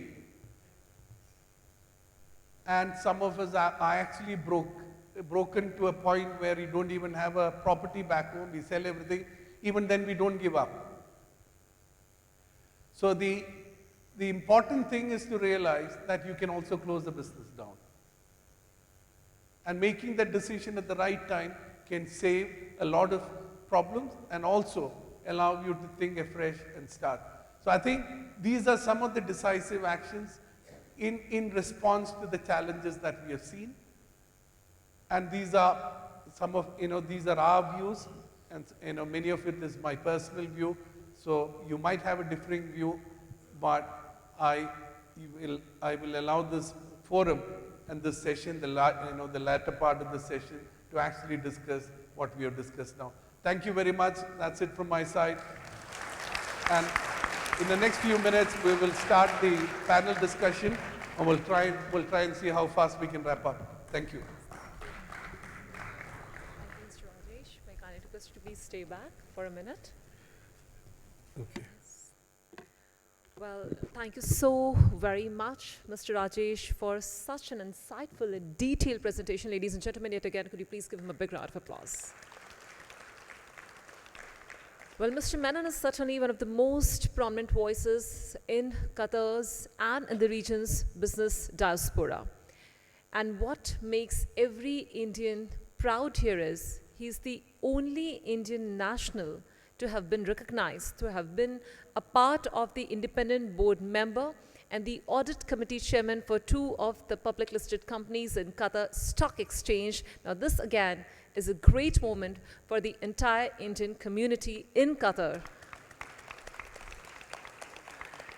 Acknowledging his contributions and expertise that he brings onto the table, the organizing committee would like to honor him with a token of appreciation. Ladies and gentlemen, please help me welcome on stage our dignitaries as a part of our esteemed panel. Mr. Muhammad Abdul Aziz Al Dilaimi to kindly join us onto the stage as we honor Mr. Rajesh Menon for his contributions. We would also like to acknowledge the kind presence of Mr. Ahmed Rashid Al Musafri. We would also like to request the kind presence of Mr. Taha Muhammad, Mr. Mashood VC, Mr. A.C.K. Musa, the General Secretary of DOM Qatar. We would also like to request the kind presence of Mr. Abdul Rashid PP, the Acting President of DOM Qatar. We would also like to request the kind presence of Mr. Vitesh Panami, the Treasurer of Diaspora of Malappuram. We would also like to request the kind presence of Mr. Achu Ullatil, the Chief Patron for Diaspora of Malappuram, Qatar. We would also like to request the kind presence of Ms. Nabsha Mujib, the Vice President for DOM Qatar, and also Ms. Preeti Sridhar, the President for DOM Qatar Ladies, that is Diaspora of Malappuram. Dignitaries, could you please join us onto the stage as we acknowledge the contribution of Mr. Rajesh Menon that he has done for the community and people here in Qatar and beyond. Keep the applauses going for the remarkable work done by this amazing gentleman.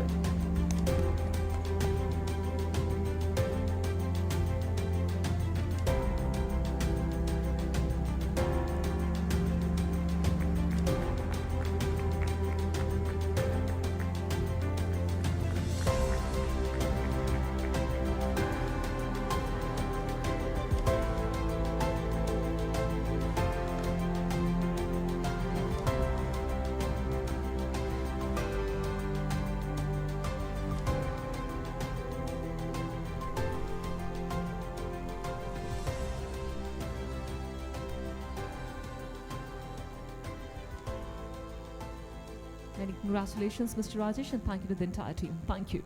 Thank you. All right. So you all have got a pad which is placed right in front of your seats.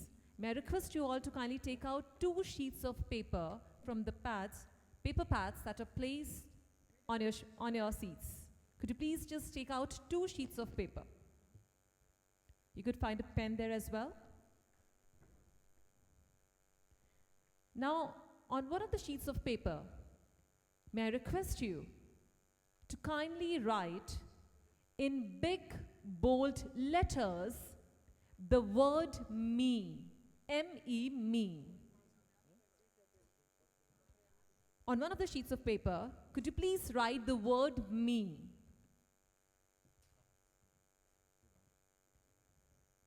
And on the second sheet of paper, could you please write the word we, W-E, we, as in together. So once you are done, could you please raise your hand to indicate that you are ready? On one of the sheets of paper, we are writing the word me, M-E, me, and on the second sheet of paper, we are writing the word W-E, we. Are we done? Could you please raise your hand if you're done? Everybody? Okay. Now let's zoom in and focus on the word me, and in particular on the letter, on the alphabet M. Imagine starting from the base of the letter, going upward, moving upward. Now that indicates your journey of self-growth. Certainly, there is a rise. There's a growth. But after a point, we will realize the 2 peaks of the letter M indicate or bring some sense of confinement. Agreed? Yes?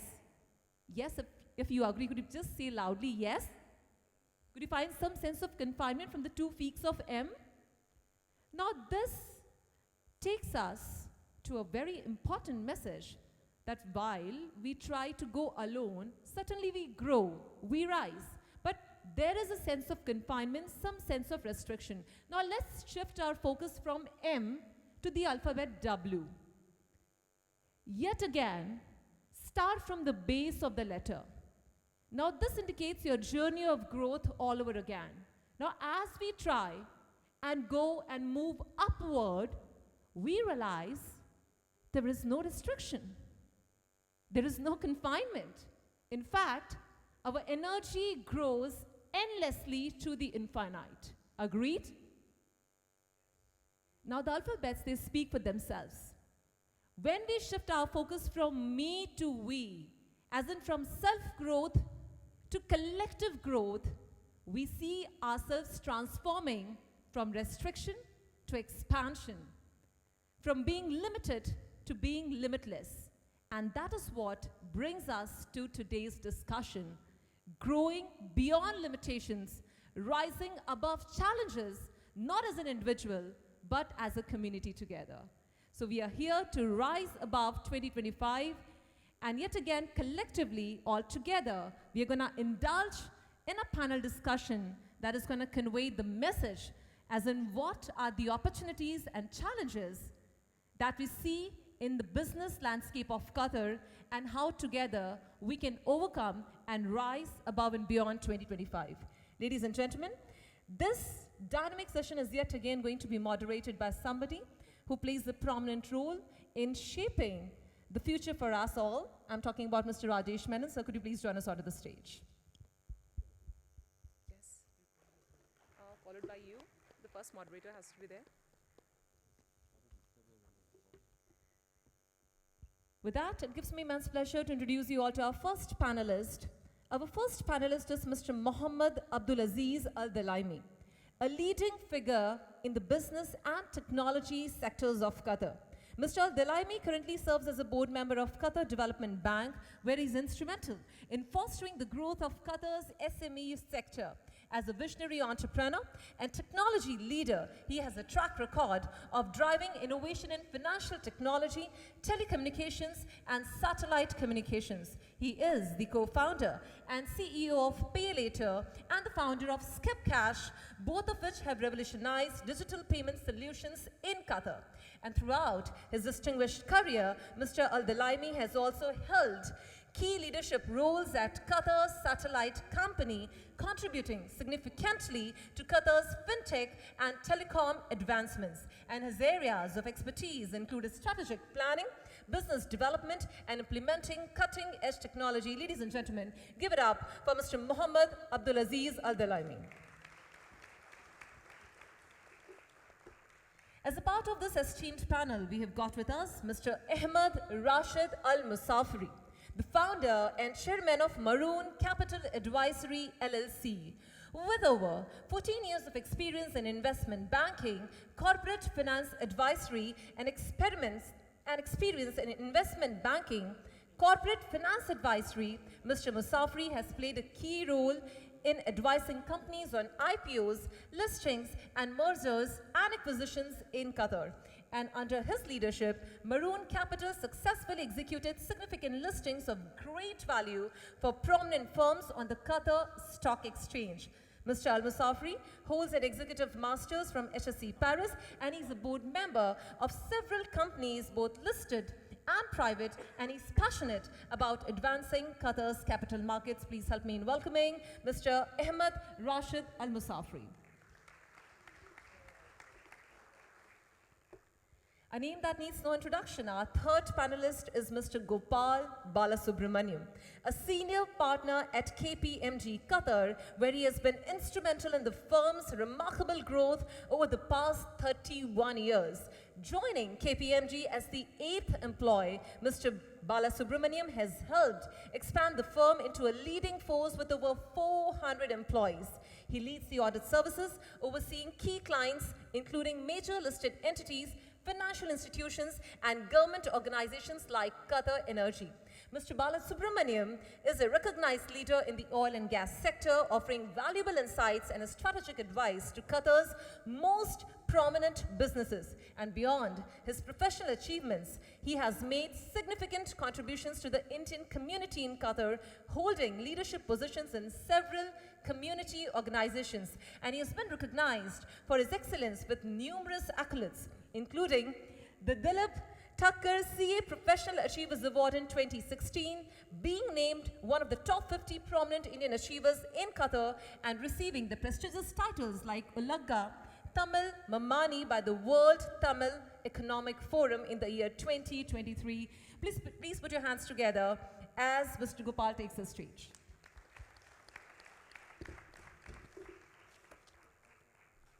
Ladies and gentlemen, It gives me immense pleasure to introduce you all to our fourth panelist, Mr. Ajay Kumar, the Executive Vice President and Head of Global Asset Management at QNB Group. With a wealth of experience in finance, equity, and debt markets and asset management, Mr. Kumar has driven the expansion of QNB's asset management operations across international markets, including Singapore, Switzerland, and Egypt. Holding prestigious qualifications like an MBA, CFA, FRM, and CAIA, Mr. Kumar has established himself as a leader in the industry, earning accolades such as the Best Fund Manager Award for 5 consecutive years, and his strategic vision has also played a crucial role in establishing QNB's key services, including custody and brokerage.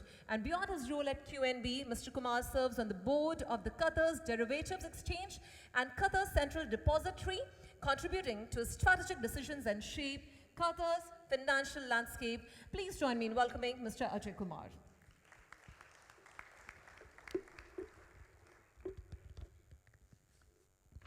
Ladies and gentlemen, now it gives me immense pleasure to introduce you all to our fifth and the final panelist, Engineer Mohammad Albara Sami, the Group General Manager of Mechadim Holding Group. A visionary leader, Engineer Albara Sami is renowned for his dynamic leadership and his strategic planning expertise, which have driven Mechadim Holding Group to remarkable success, with a track record that includes securing strategic deals worth over USD 600 million and overseeing the growth of a publicly listed company valued at Qatari Riyal 2.3 billion. Engineer Albara Sami has become a key figure in the Qatari and Gulf business communities, and his leadership has been pivotal in fostering high-performance cultures and driving sustainable growth. Ladies and gentlemen, please join me in welcoming Engineer Mohammad Albara Sami to the stage.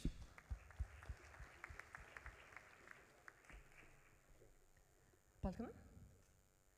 Well, thank you so very much, everyone, for joining us today. We sincerely hope the session brings fruitful results onto the table. Gentlemen, the floor is yours.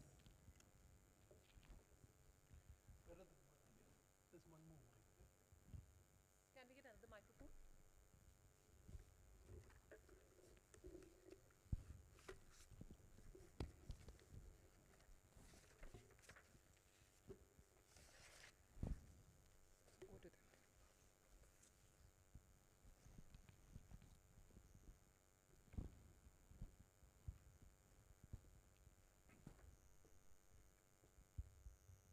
Start? We can start. Good evening, all of you, and thank you for joining this panel.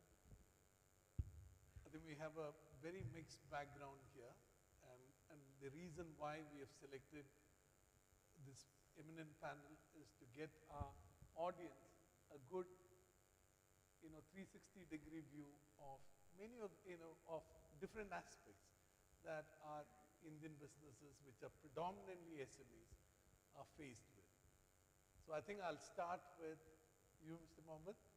And one of the questions that every single business that we have here is looking at is in your newest role, which is your role as the board member of QDB, and to understand the wider ecosystem that supports the SMEs. QDB being the anchor player, but also the broad ecosystem around it that is supporting and nurturing the SMEs in this country. So I think if you could give some insights into what that means for the business and how that is actually going to shape the future of our SMEs in the country. Good evening, everyone. Thank you so much for the invitation. I'm honored to be here. And by the way, it's being as a board member, it's a new role. So I already have an engagement with them, part of my role with Skip Cash. QDB in the past 4 years with my engagement with them, of course, yes, they initiated several projects that focus on, let's say, endorsing and supporting SMEs, starting from the idea stage several incubation and acceleration programs has been introduced in many sectors, whether from manufacturing, technology, and also business sides. We have this digital incubation center, which is powered by MCIT along with the QDB, and there is the business accelerators mostly powered by QDB is Qatar Business Incubation Center, which play a supportive role in two sectors, which is business, technology, and manufacturing. The programs that they've done is providing this kind of innovation coupon where they provide this kind of early stage grants where those founding teams can bring up the idea into at least a sellable product. Those programs, they continue to move forward. Those 4 years of development and encouraging the market and bringing those business owners and founders with those different kind of ideas is pushed the government. Last year, during Web Summit last year and the announcement of His Excellency the Prime Minister, the allocation of the $1 billion fund. And we see right now the establishment of several VCs, venture capitalists, into Qatar. So we saw the completion of allocating this Golden Gate Ventures, Yes. Rasmal, One more, right? Alchemix X Accelerator, and also there is one more coming. And we are right now expecting a new announcement in this year Web Summit. And we believe this will, of course, will drive innovation and support and also endorsement of SME development and growth. QDB, yes, it is a government bank, but regardless, we are seeing a lot of initiatives and, let's say, agile approach and responsiveness onto what the market is requiring and demanding. And as you can see, the recent structure of the board of directors of QDB show, let's say, a bright signal that His Highness the Emir want to push people from the market. We see the allocation of, or let's say, adding a board member, of course, from Minister of Finance to Minister of Commerce and Industry, and also a board member which is Mr. Ashraf Abu Isa. He's part of the businessmen association organization, and the allocation of assigning a new role for SMEs, and I'm honored to be selected to take this role. So of course this is something that we want to, it's a sign that a new mandate is coming, inshallah, and inshallah we'll see these new hopefully programs and initiatives going to be inshallah endorsed by the new board of directors.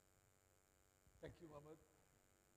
QDB has, over time, has funded numerous organizations, and as we speak, they constantly evolve their programs, and our suggestion would be for you to constantly keep an eye on the schemes that QDB introduces time to time, because as a consulting firm, we get to see different advisory support, the recent being a complete cost optimization, a business process improvement. There are several projects that QDB supports and supports very generously. And it's not meant to be, obviously you need to have a Qatari association. You cannot be a completely foreign-owned entity which is not part of their remit. So as long as you have a Qatari ownership, you can benefit from numerous schemes. So that's something which the government is doing, and every SME should look out for. Thank you. So coming on, let me just jump to the other end of the panel. Ajay, thanks for coming. Thank you. let me start. I mean, I did speak a lot about our NDS 3 and the way the government is moving forward. They focus on, the economic diversification, the clusters, etc. It'll be good to share a broader perspective of where the global economy is headed to, as you see through the lens of Ajay as well as QNB, and the policy regime that you're seeing, especially with Trump in the hot seat, and how does it all what does that mean for Qatar? What does it mean for the policy regime in Qatar, and how does that affect a common man's business every day? Thanks, Raj, for having me.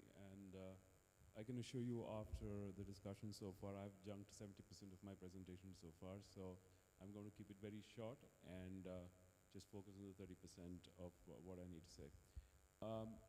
Before I commence, I need to add the caveat that the views that I express are not necessarily ascribed to by my employer, QNB. So these are my personal views. Before we look into what is the impact of the policy regime or whatever is the economic growth, change in policies across the world has an impact, we need to realize why it is important for a businessman sitting in Qatar. If you look at the past empirically, you had a global financial crisis in US which had nothing to do with Qatar or Qatari businessmen, but it shaved off nearly 18% of the GDP, and the market tanked by 66% from peak to trough. You had the oil crisis in 2014, where you had the oil coming down by 75% from $115 to $40, largely because the shale, the supply coming in from shale, and then you had the price war with Saudi Arabia, and that reduced our GDP activity by 28%, and you had a market that is coming down by 42%. You had the blockade, and there again, the GDP activity was able to sustain, but then you had a market that came down by another 32%.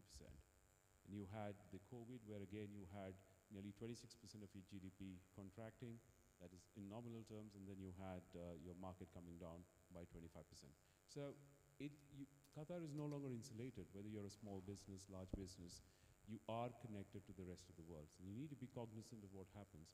Even small events, of latest, whatever happened within Russia and Ukraine, or what the Japanese carry trade that got unwound a year back, the tremors were felt in Qatar.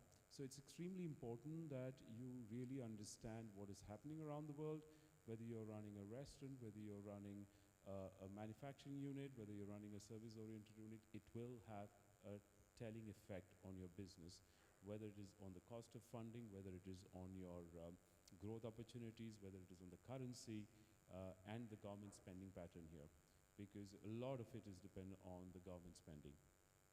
So coming back to Raj's point, where do we look at the international, the global economy? I divide the global economy into two eras. I call it the BT and the AT. BT is before Trump, and AT is after Trump.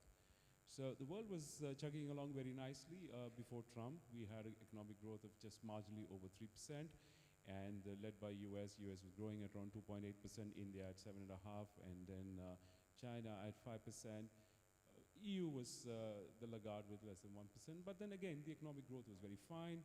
The Fed's policy rates were looking on its glide path. It reduced interest rates 3 times, so from 5.5 peak, it came down to 4.5.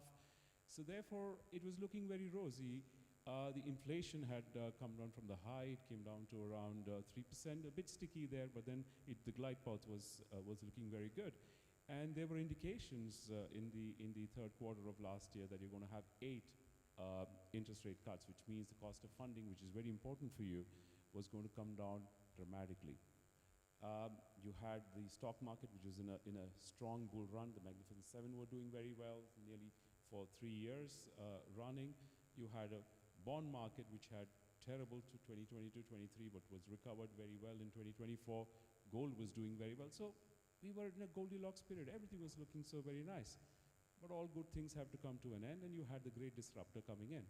So that is AT, the after Trump effect. So what does Trump want? What happened? So there are 4 cornerstones of his basic policies, and I add a 5th one to it because it's very important for Qatar. First one is tariffs. 2 is in terms of taxes. 3 is in terms of immigration, that is basically labor. fourth is what he calls doggy and efficiency doggy or dodgy, whatever you call it, basically reducing the cost of the US government.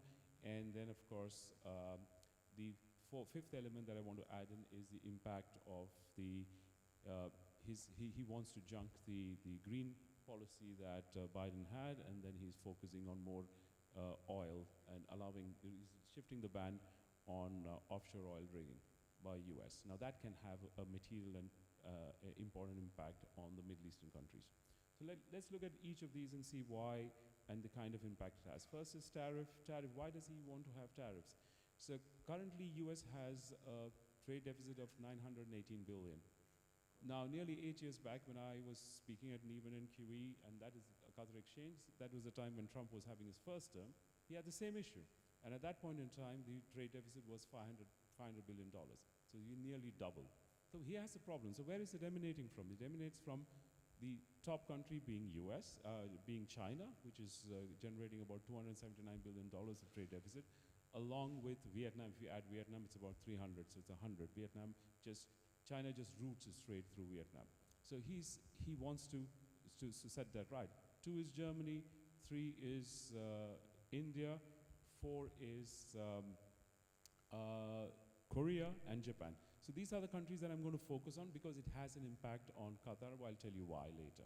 But then there are various other countries which has got tariff issues, which includes Mexico and Canada, and you would have seen the various news clippings on what he's trying to achieve there. So why does this matter and how does it impact? So as a Qatar businessman, 4 things are very important for you. One is the cost of funding. How does it affect? Because if you're today going to borrow at 7 or 8%, will it come down materially? It should have come down materially. So let's look at the first one. So when it comes to the tariff and when it comes to taxes, all these issues have a negative effect on inflation, meaning the inflation will go up. And if inflation goes up, basically you're going to have the interest rates go up. That means the Fed is, what it planned as 8 cuts in the past will not have the 8 cuts. So last FOMC meeting, they said that you're going to reduce interest rates probably by just 1 cut. So you're going to have a 25 basis cut from 4.5 to around 4.25.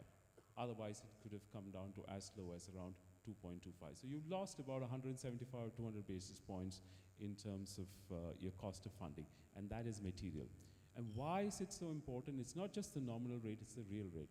Qatar has the highest real rate of interest. So what exactly do we mean by real rate of interest? It's basically the difference between the nominal rate you pay and the inflation. Qatar's inflation is less than 1%, but then you pay close to around, the QCB rate today is around 5.1%. After 1 cut, it'll probably come down to 4.9. But still, you have nearly 4% of real rate. It's much higher than what anybody else pays. The EU currently has a real rate of 40 basis points. What good did they do in their life to deserve borrowing money at 0.4% real rate, whereas there's nothing wrong with the Qatar economy, but you pay really 4%. So there has to be a rationalization of how to bring this cost of funding down. But the challenge to do that is because of the monetary policy. So when you have a pegged currency to US dollar, the monetary policy tool that you have in your hand to try and manage your interest rate is very limited.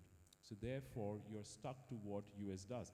So as long as the US inflation lies at 3%, and as long as their borrowing rate is at 4.25 or 4.5%, you're stuck with a high real rate. So you need to be cognizant of that, and you need to realize that your borrowing cost is going to remain high for some time before it starts coming down as and when the US inflation or the Fed reduces its rate. The other factor that I wanted to add on is in terms of growth. So the global economic growth is going to marginally drop because of the trade wars, and I believe it's going to be marginally lower than the 3%. But it's again going to be driven by US, 2.4%. India's growth is going to come down from 6.5 to from 7.5 to 6.5. China is going to remain where it is, and EU is going to again be somewhere around below the 1% mark, 0.85. That is the growth projection that you have. But what is again important to you as you look at growth for Qatar is the ability, intent, and the opportunities. The ability is a function of the revenues that the government generates, and there are 2 avenues to it. The first is what do you expect for the oil to do? There are 2 factors that affect the oil. One, as I mentioned, the Trump policy that allows more oil to come into the market, which basically means that the supply, because oil prices are mostly affected by supply side, not the demand side. Demand side just grows in an organic manner over time, but it's the supply side that affects the price of oil.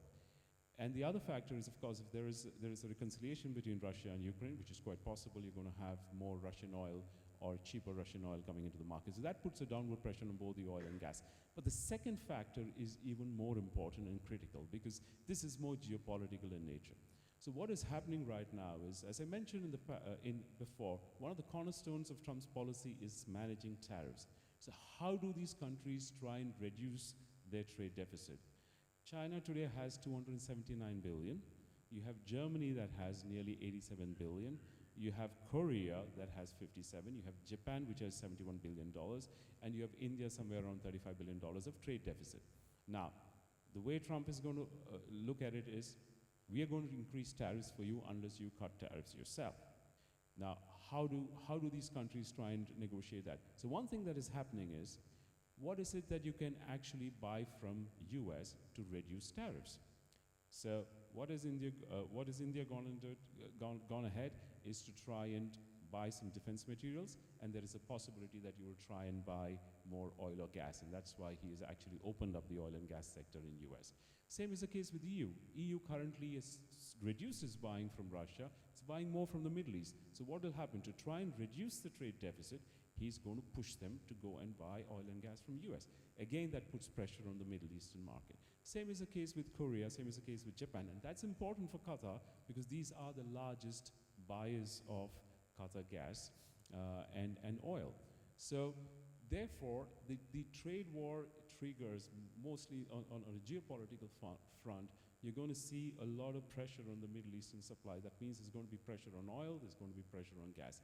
India is going to be today is the second largest importer in the world, and very soon it's going to be the largest. Because if you're going to move from emerging economy into a developed market, you're going to see the per capita consumption of energy literally doubling. That means there's a lot of energy that is needed. So India becomes such a critical market. But if it is not able to reduce its trade balance with US, they are going to have to buy more oil or gas from US, probably at a higher cost. But then it is a better trade-off rather than having a trade war with US and increase the tariffs, which would be far more expensive than buying gas at a higher rate, because gas from Qatar is far more cheaper than buying it from anywhere else. The other factors, I think I'm going to just concentrate on two other factors. One is in terms of currency. So you're going to see the dollar is going to strengthen in the short term, and you've seen that against the emerging market currencies. So if you're an importer, you will see that your ability to buy stuff from the emerging markets is going to be much cheaper, but that is not going to be sustainable. You're going to see going forward in 26, 27, the dollar will begin to get weaker. Other than that, in terms of Qatar economy, I think a lot was already covered by Rajesh, and I'm not going to repeat in terms of the GDP growth. But the only thing that you need to be cognizant is that, okay, there's a big jump in the economic activity in 2026 and 27 because of the LNG moving from 77 to actually 110 and then to 126 and to 142 million metric tons per unit. That means literally you're going to double your revenue potential going now to 230, but the growth rate will peak and then go back to the normal of 2% in the future, post-2030. How do you convert that into a higher multiple? And that is the biggest challenge that Qatar is facing. We have the lowest multiple factor when it comes to converting government expenditure into GDP activity. If you look at UAE, it has a multiple of 8.5. You look at India, it has 6.7. You have US, you have 4.8. Qatar is somewhere around 3. So that what it simply says is the amount of money the government spends that converts itself into economic activity. So you need to have a higher multiplier effect, and for that you need the non-hydrocarbon activity to really pick up. So I'll just summarize now. You're going to have reasonable growth going forward, strong growth for Qatar. You're going to have cost of funding is going to be elevated in the short term till such time you see the inflation settling down and the Trump tantrums and the tariffs settle down in the US to some kind of an understanding among countries. Till then, otherwise your cost of funding is going to remain elevated. There's a 90 basis points premium from the Fed to Qatar borrowing rate. And then you're going to have The commodity prices, which are going to remain elevated for some time. Oil is going to be weak. We're looking at an average of 73 and probably even going down to 68 by next year. Right, so I'll conclude for now and then. I think that's a good enough explanation. I think the most important thing, which is important for our businesses, is which you picked on, is the cost of funding. I think, which is something which, as if we can manage that down as much as possible, it's obviously going to benefit the businesses. But the most important thing, everything that was said more from an economic standpoint, the macroeconomic global thing, is we're not an insulated economy. Everything that happens across the world has a knock-on effect on us in whether it is in our cost of funding, whether it is in the way, our own response to tariffs, etc., and also our biggest export, thing, which is the oil and gas. Everything has an impact. So I think it's good to hear, and I'll very quickly jump to Ahmed. Ahmed, one important question that everyone, every business would ultimately aspire is not just from being a family-run organization, from being a proprietorship, you become, in this journey of corporatizing, and ultimately being able to list yourself on a stock exchange and be seen as, as you have arrived. In many ways, because it's a signature to say that you've been accepted by the public. So in that journey, what do you, in your experience, and very specifically to our Qatar market, you've been part of some of very successful listings. What have you seen is the life of, taking all the way from an organization which is, in its sort of, I would say, middle age, to where ultimately you land up on the stock exchange. So what's that journey like? And what do you think, there are some aspiring, IPO candidates in the room, and what do you think is the journey they should ideally start preparing for?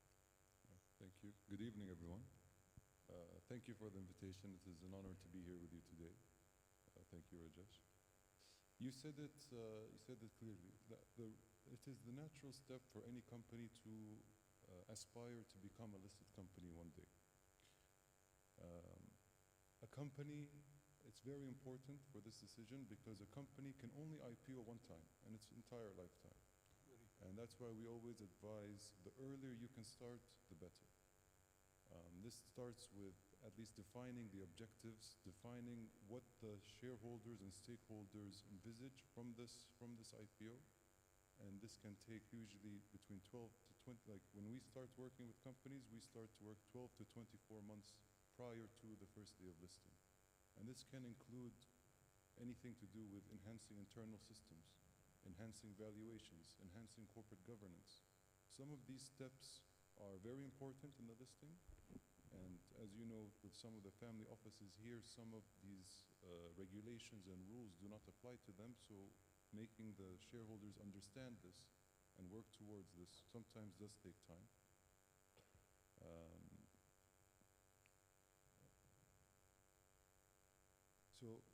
So one of the most important is to start early. The earlier you start, the better it becomes. Additionally, it's also very important to work with a listing advisor that has done the process before. I mean, the team that we have at Maroon Capital, prior to even establishing Maroon Capital, we have very good experience with listings. Post-establishment of Maroon Capital, we've listed 2 companies, one on the main market for Beam Islamic Insurance and one on the venture market for Fahd al-Fardan and Mahar Holding. So working with an advisor that has done this process more than once really helps a lot because they can manage the process, the smaller steps, the internal steps between the regulators, between the stock exchange, the Qatar Financial Market Authority, IDA, all of these bridging everyone together in order to make the transaction happen. Yeah. And the most important is the shareholders take the most informed decision. And that's why we like to start early to ensure what are the objectives, can we meet the objectives, where are the gaps, how can we help them mitigate these gaps and get them ready. just as a follow-up question on that, we have two options. One is you get to the junior market and then you graduate all the way to the main market, which is what, like I'm holding where I sit as a board member. We have done that and we have done that successfully. So just for our benefit and everyone's benefit, what is that, that you would suggest is the right path an organization can take from a Qatar context? Do you really go to the main market, or is junior market, a journey that they have to go through? And also, given the liquidity in the market, the depth of the market, what are your top 3 reasons why an organization should list on the Qatar stock market? Okay, there's some very good questions, and for both of those answers, it depends, obviously. Between the venture market and the main market, I mean, the main difference is really in the regulation and the corporate governance and the obligations as a listed company. So for some companies that were more that were more family offices, maybe it does make more sense to go venture first, where the regulations are a bit lighter. Yeah. Become a listed company for 1 or 2 years before you can go to the main market. This is what we did with our company, Mahar Holding. They first listed onto the venture market, and within the next week, they're actually going to go to So you the don't main need market. to heavy lift all the compliance. Yes, exactly. And it's also, it's like a stepping stone, right? It's like, let me get on the venture market, regulations are a bit lighter, corporate governance is a bit lighter. Let me practice how to do this before I go into the main market. I mean, Miqdam is also another prime example of a company going from venture to main. But on the other hand, you also have QCB regulated companies, for example, insurance, the Islamic Insurance Bima, which we also listed. They've already been operating in a very regulated environment. They've already been doing quarterly financials, sending their corporate governance. So for these companies, it makes more sense to go directly to the main market. Because the compliance framework is already developed. Everything is already, the gaps that you will find in these companies are much, much less than the gaps you'll find in some of the family offices. When it comes to the objectives or the main reasons, it's really, there's really a lot of benefits and objectives of listing. I mean, the primary one is either raising capital for a company that has expansion plans or needs capital to grow, and also giving an opportunity for shareholders to exit if the capital raise objectives are not there. But also what we've been seeing in the Qatari market today is a lot of companies want to go market mainly for corporate governance and succession planning. So a lot of companies have been developed over the last 40, 50 years. They've grown, they've become very big, mature companies. And today it's about sustainability of this company. How can I ensure this company will last even before me, for the chairmen who have established and built?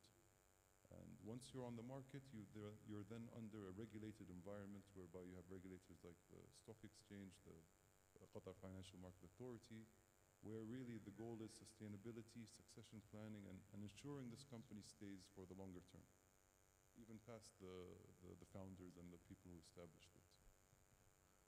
Right. Otherwise, you generally tend to see that it doesn't last beyond the 3rd generation.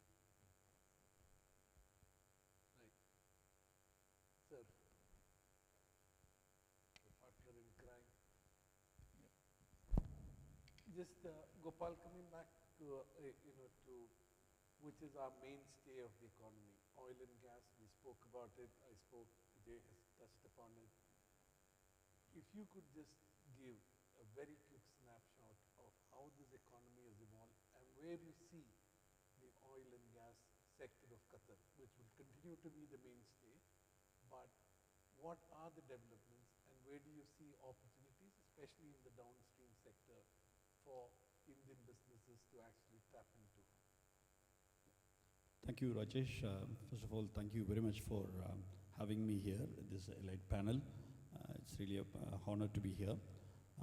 You touched on a subject which is very close to my heart. I can keep talking for the whole night, but in the interest of the time, I will keep it short.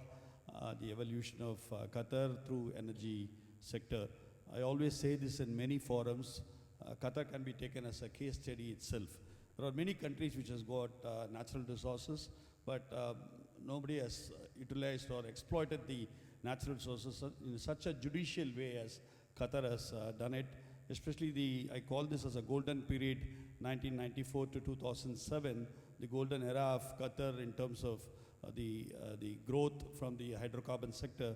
Why 1994? Because 1994 was the foundation stone laid for Qatar Gas 1. And then 2007 is where Emir celebrated 77 million tons achievement in Ras Laffan. There was a LED screen, a big LED screen, a circular one, where who is who of oil and gas was there. And so this golden period of Qatar, I know they have done so much. So whatever you see in Qatar, I always say it's because of the visionary decisions they have taken on the LNG sector, mainly. So in fact, 1989-88, I believe, I've talked to some of the hydrocarbon leaders of this country. When they went for a roadshow to Europe and US, people laughed at Qatar. You're talking about LNG, Qatar is going to look at LNG development. They didn't give them chance, but it turned around within 5 years. 1994, LNG 1, Qatar Gas 1. With that, then Qatar Gas 1, 2, 3, 4, then Ras Laffan, Ras Gas 1, 2, 3. So total 14 trains they built up within the span of 13 years from 0 to 77. So this is a cash cow. The LNG model is a cash cow. The product is sold. Most of the product is sold on long-term SPAs. Even now, 80% of Qatar Energy LNG is sold by long-term SPAs. Only balance 15 to 20% is on spot deals. So that kind of a model is always a successful model. It's a capital-intensive industry. Oil and gas is a capital-intensive industry. You require so much of cash. So there is one project finance department of Qatar Energy which raised about $150 billion within a span of 7 to 8 years. That has only fueled this economy. Whatever you see in Qatar is because of that $150 billion which came into the economy, mainly into LNG, but they didn't stop in LNG alone. They went into other crude development plus the downstream industries. You talk about QAFCO, it was only QAFCO 3. Now they're going to QAFCO 4. Blue ammonia is QAFCO 4. QAFCO 6 is already in stream. From nowhere, they're going to produce about close to 12,000 urea, I believe, 12,000 tons of urea will be the capacity by 2030. Now they're about 6 million. So it will go to 12 million tons. So even ammonia is also big, production. So it's not just fertilizer, LDP, polyethylene, they're number one, smelter plant, QVC, you name it. So there's been so much of investment which has happened in the downstream as well. So LNG is the backbone that will stay as a backbone, as Ajay also pointed out. They were at 77. Now North Field, you also touch base, North Field East, which will bring in 32 million tons. North Field South will bring in another 16 million tons. So from 77, they're suddenly going to 142. 142 by 2027. Then another 6 months back, Minister announced they're going to go for North Field West, another 16 million tons. So it's going to 142, from 127 to 142 by 2030. In fact, last week he said they're not going to stop, they're going to touch 160. This is never ending. This LNG development is never ending. They had a moratorium for 12 years. Gopal, there is 610 million. This is a publicly 610 million tons in 27 years. In 27 years, sold out. 610 million tons sold out in the next 27 years. So this is the kind of, it's a cash cow. Since I'm closely involved in this hydrocarbon sector for so many years, I can say that you open the tap, dollars are falling. So this is the kind of, and Qatar has been blessed to have that kind of a geographical location where the gas pressure is so high. The entire 900 trillion cubic feet is in one field, North Field. It's not like Russia and Iran, even though they have more gas reserves. It's a huge country, scattered around a huge country. Here there is one field with so much of pressure, you just tap, gas comes out. The bar pressure is so high in North Field. So this again, God has blessed Qatar to have that kind of a geographical location, but that is not enough. Somebody has to take some missionary decisions. That's what they have done. There have been so many challenges. 1998, the oil price went down to $8, and that's the time when the country has borrowed left, right, center for Qatar Gas and Ras Gas. People question, challenged, but you've been resilient. you've been steadfast in your objectives. And that's why they came out of all this and they're able to continue growing. So this 160 million tons, I'll tell you, next 60, 70 years this country is sorted out because this cash is going to keep coming. Gopal, the other important thing which for the benefit of the community is the Tauteen program. Yep. It's an amazingly designed where they've taken out this whole supplier equation to the next level, which is as an investor, as a real partner. So you bring in the technology, I give you my feedstock, or I give you my playground, you come and do that. But it's not that you make a lot of money, you make the kill and go, it's a partnership. So I think this is working out very well.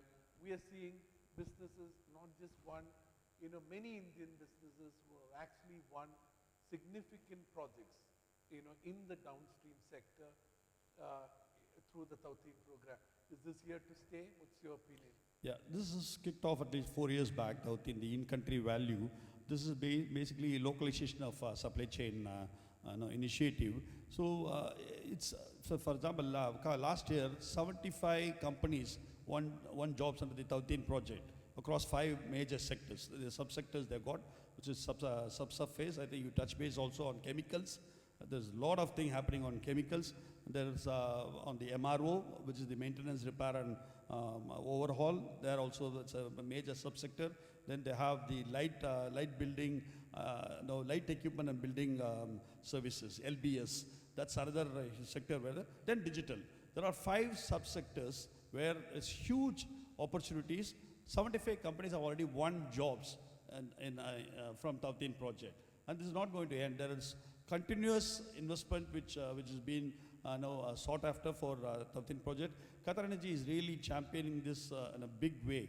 The ICV scorecard, this regular monitoring of ICV scorecard. Companies who want to work with energy sector, they need to have proper scoring mechanism, monitor them.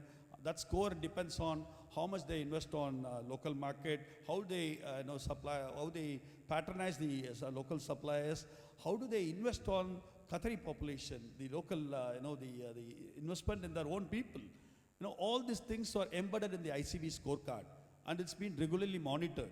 Even when you win a project, like having a good score, that is not enough. During the project, you have to monitor that. You have to keep that ICV score at that level. Otherwise, you can be thrown out of the job. So I think there's a lot of focus on human development, supplier focus, supplier development. That's also an area where Qatar Energy is investing. A lot of training programs to upskill the suppliers to make sure that they come up to the international level. So I think Tauteen is definitely there to stay. There'll be more projects which are going to be included in that. There are a lot of feasibility studies. There are about 100 100 sectors where studies have already been done. Okay, so slowly Qatar Energy will go for it. As I said, 75 people have benefited now, and this is not going to end. It's going to continue. There are more, there are about 8 sectors where 2025 Qatar Energy is going to announce jobs. So I think this is going to continue, in my opinion. I think the important point to take note of is the radical shift that we have seen over from 2005, if you remember, Gopal, we worked on a project called Amwaj Catering, where QP used to run catering services. I mean, that was the domination of public sector in this country. Now, to actually giving away some of the core services in oil and gas sector to the private sector. So that's the radical shift. We actually worked on Amwaj Catering. I don't know how many of you would know. That was a very surprising, I mean, you could... Amwaj Catering person is there. Yeah, Farooq. Farooq is there. Yes, Farooq. No, not just Amwaj. Qatar Energy also had real estate. Al Sharif real estate. No, they came out of all this. An example to say as to the kind of shift as to the role that they have given the private sector today, whether it's in the provision of healthcare, education, energy. It's a huge opportunity that they want the private. 5 IPOs they have done from the hydrocarbons just to diversify the wealth, give the wealth of hydrocarbon sector to the public. They did Wakood. Wakood was nothing but QP refinery. QP refinery became Wakood. Then that was 2001. 2003 was Industries Qatar. And 2007 was GIS. 2014 was MPHC, which is QChem, QChem2, QVC put together MPHC. And then last one was Camco, Catalum. 5 listings have gone out of hydrocarbon sector to diversify, to share the wealth amongst the private sector. And this is unheard of in the regional market. Aramco, they're still struggling, So this kind of distribution of hydrocarbon wealth has happened over the last 15, 16, no, it started in 2001. Baku was 2001. Last 25 years, Qatar Energy has done that. I think you are hearing from someone who has the privilege of sitting in the boardroom of Qatar Energy. Qatar, so he is the man who signs the balance sheet to Qatar Energy, and he has the privilege of listening right inside. He has got the eyes and ears on the God has been kind, KPMG has been kind enough. As I said, every single entity of Qatar Energy Group, I've had the privilege to work with them from 1994 till date, and that's given the opportunity to know insights of what's happening and what's going to happen. Thank you. Thanks, Gopal. But here is, another great opportunity to speak to somebody who has actually, literally, actually had the right of taking an organization from what has been a small to medium enterprise to what is significantly a large corporation today. Bara, welcome to this panel. Thank you. I want to start with you sharing with us this experience of MEGDAM as an organization which today stands as a great role model of having gone through this journey. We've taken the listing route and continue to dominate and diversify, not just in Qatar in different sectors, but also geographically.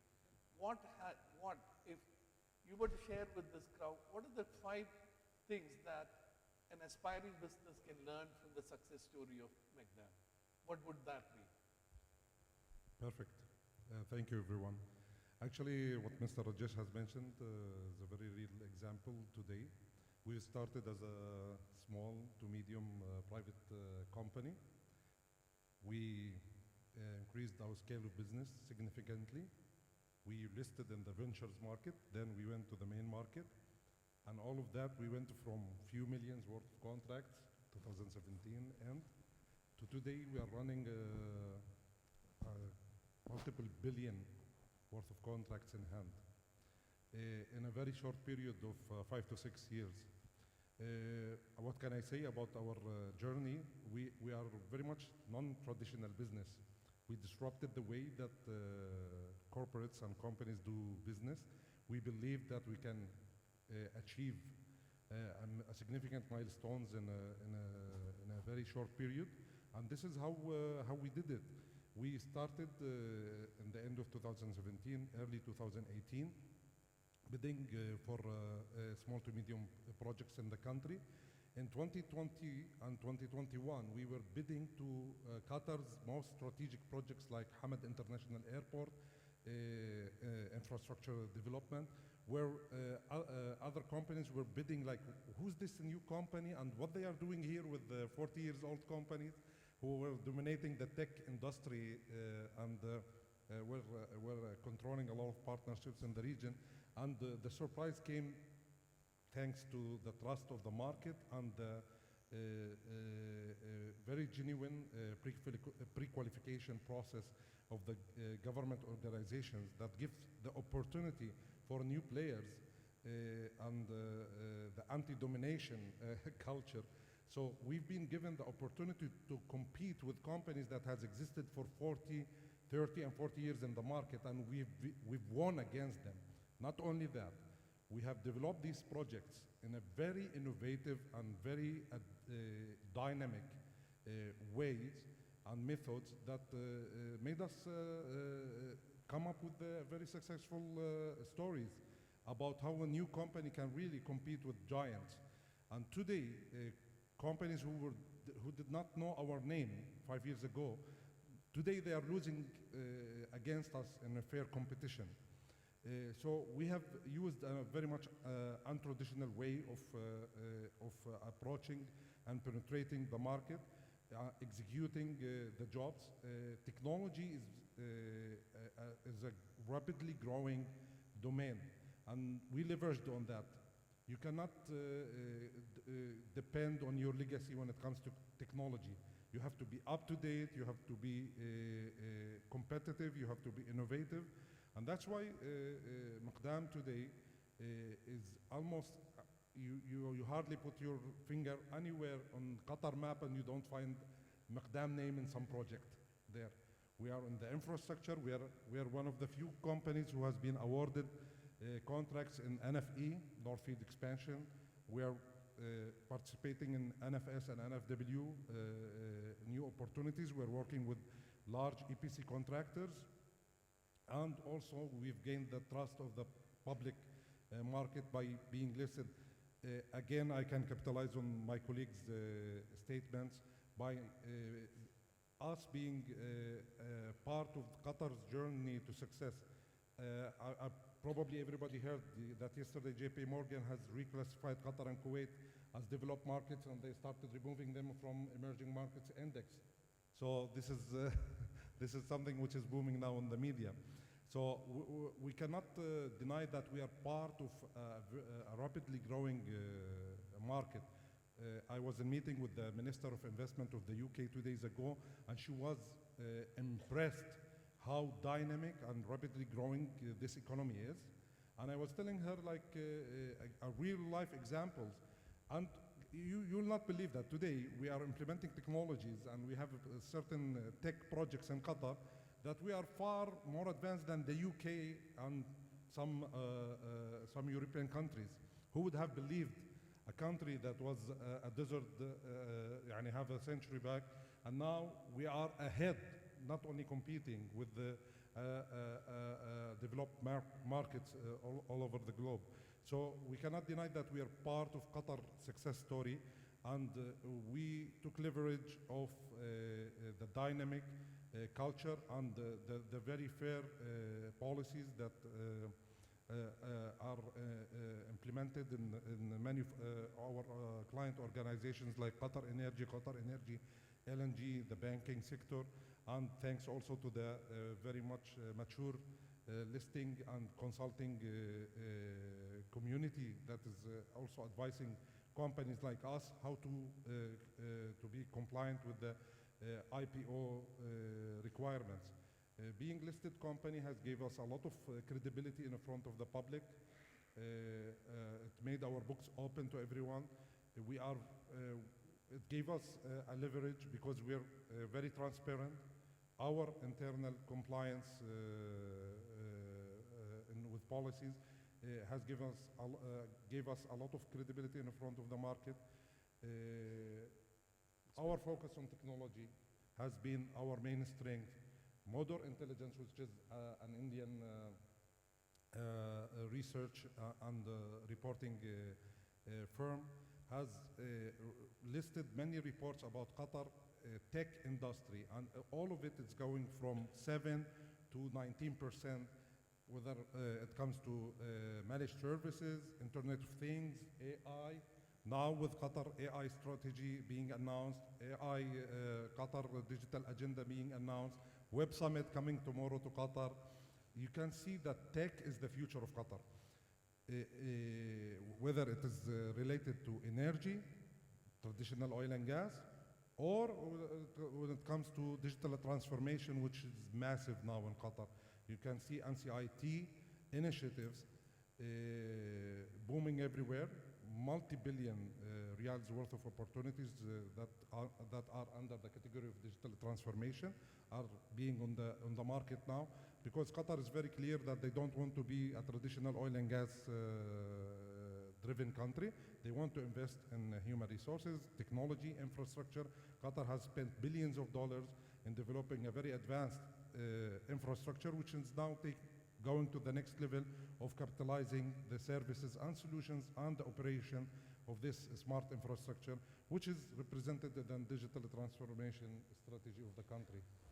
I think one other point that I wish to add as a secret, or one of the secrets to the success of Maqdam is they chose the path of alliances and partnerships. They didn't choose the path of doing it on their own. That's why we have one of the highest ICVs in the country. The number of alliances, and that's something which I've noticed as a non-executive board member, that the number of global partnerships they have signed up in the last 5 years. More than 400. More than 400 alliances. So you can pretty much be assured anything that you give to them, they have 3 options up their sleeve. World-class partnerships, and I think that's the way to go. You can't do everything on your own.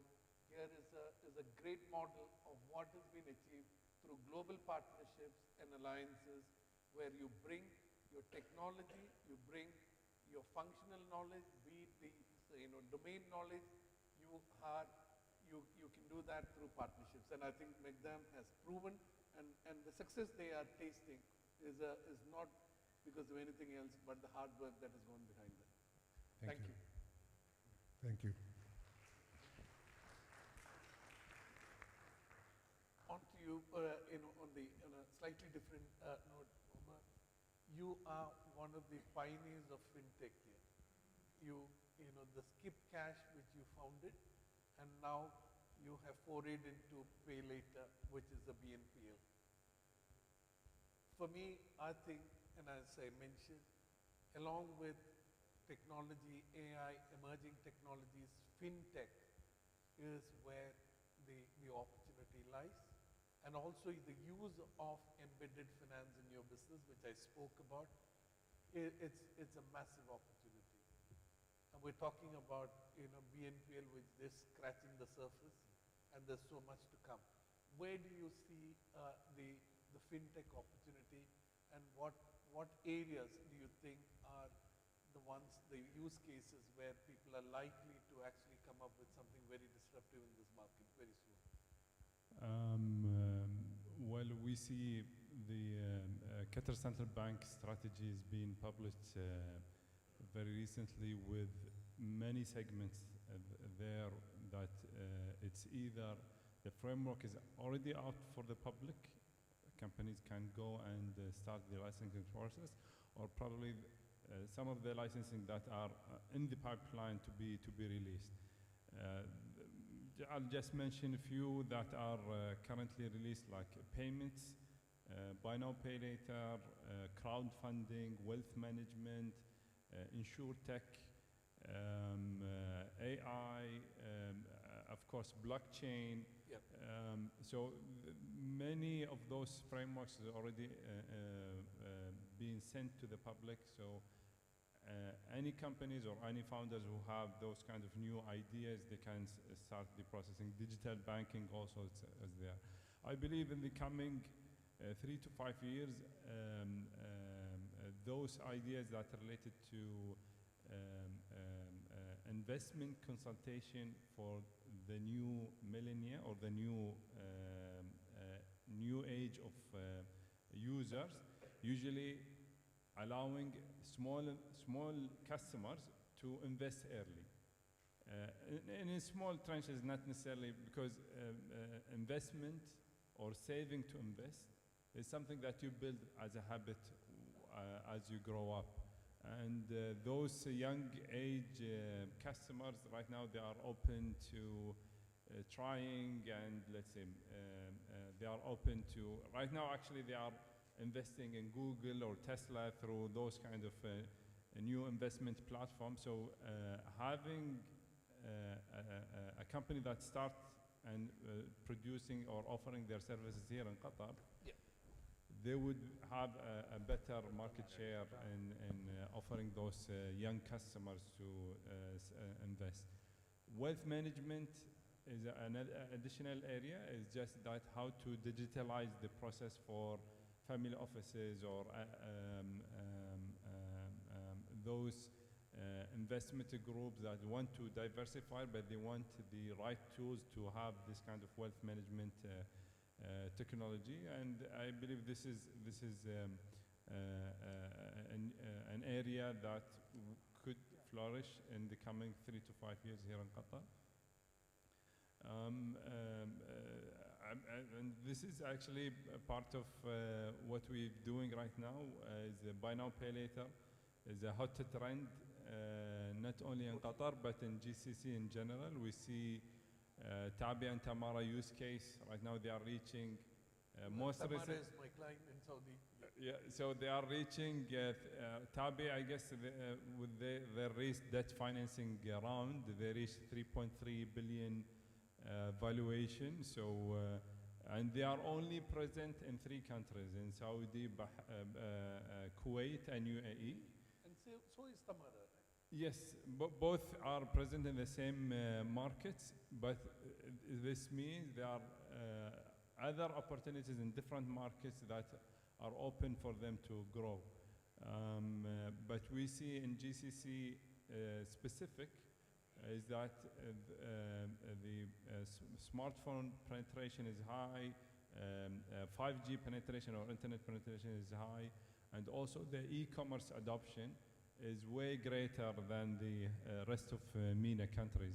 So I believe buy now pay later will continue to grow, and since it's been recently regulated in Qatar, right now there are 2 companies up to launching their product, one of them pay later, and hopefully before Ramadan we'll see their launch inshallah in Qatar. So these areas, of course, the market is open to other players, and of course, and the reason why BNPL in Qatar is also, there is market for it, but what we saw in Saudi Arabia is that there are BNPL specific for certain segments, like BNPL for schooling, BNPL for rent, and there are other sectors where I believe it's going to be, let's say, an opportunity for it's a tremendous opportunity. Yes, and I mentioned also when I spoke is Tamara, or for that matter, many of these BNPLs are now venturing the B2B. Moving away just from the e-commerce B2C, there's also actually having, and the beauty of that is you don't need to be a bank. You could still do the factoring of invoices. You could still have a bank on your site where you can transfer the risk. And these are use cases which are developing on a daily basis, and where huge opportunities sit. And I think coming back to just Ajay, banks always had this, they were very precious about their data, and gone are those days, right? I mean, banking as a service, BaaS, is something which, you can see Lyft, which is a, Uber parallel. Actually, if you open their app, you can actually, any user, as a driver, if you're a Lyft driver, you can actually have a checking account inside their app. So you can imagine that you can actually have a checking account inside the app of another, completely non-financial services organization. So somebody is actually putting, a service which a bank offers into the, into your mobile phone, into an app of another company, where they can actually check, the money gets transferred, they can make payments. So the world is, in a slightly different mode. So I think, coming back to that, on the banking thing, sticking on with the banking thing, there's a greater push to actually develop Qatar as an asset management hub. And we can see that happening. We were also privy to, some of the, there are funds being set up, global funds, which I am actually a board member, where the funds have come from different sovereign wealth funds which are being managed out. So example is Maha Capital. Maha Capital is a fund which is regulated by QFCRA and has LPs, for, all sovereign wealth funds, big ones are LPs and continue to actually become LPs, where the fund gets managed out of here. Do you see asset management becoming another success story for us as going forward? Surely it can, but just going back to your earlier point in terms of banks, I do believe that banks are living on borrowed time. The banks have been very lazy in terms of innovation, and that's why I think the fintech will take the lead. It's just that we're protected by the central banks and various regulators to do that. Back to the asset management question, yes, I do believe that the asset management industry can go, because the next biggest thing that we can export other than gas and oil is capital. So we have enough capital available to invest. We have a culture of investment. There's sufficient risk appetite within here.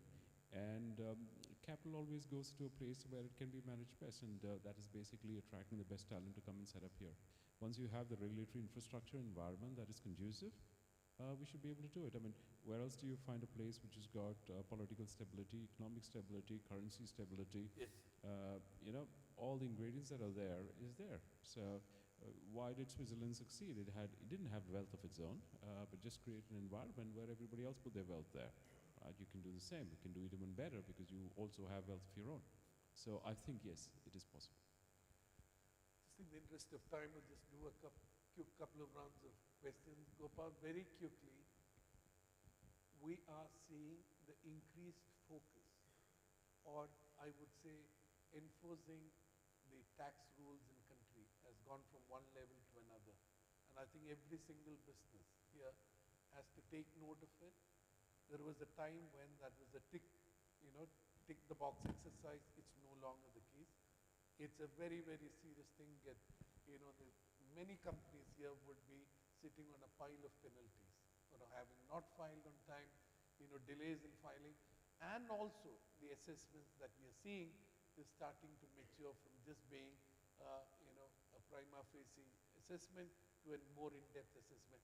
And, I just want you to share with our audience what you think companies should take care or ensure that taxation is right there as a priority matter. Yeah, thanks. Landscape in Qatar is changing rapidly. Okay, it was a public revenue taxes department up to 2018. Government set up a separate authority called GTA, independent of Ministry of Finance, so that you have separate independent accountability. So GTA was set up in 2018. They have been on action after that, continuously doing something or other. There was a new law which came in 2021 as well. The executive regulations coming up every now and then. They want to kind of modernize their practices in line with OECD principles. There's an electronic submission of tax, which was not there before. Somebody has to go there and run and submit manually. Now electronics are the Dariba portal. Then you have risk-based assessments. So they're not doing 100% assessment. They're not taking everything and assessing taxes. Risk-based assessment process has been started. Yes, there is pain. There is pain in the market now. I could visualize that. I have lots of clients who are going through the pain now. So many changes. It's a journey. Now there's a new income tax director, GTA director who has come in, Khalifa Al-Khouari. He's a brilliant guy who was in QIA before.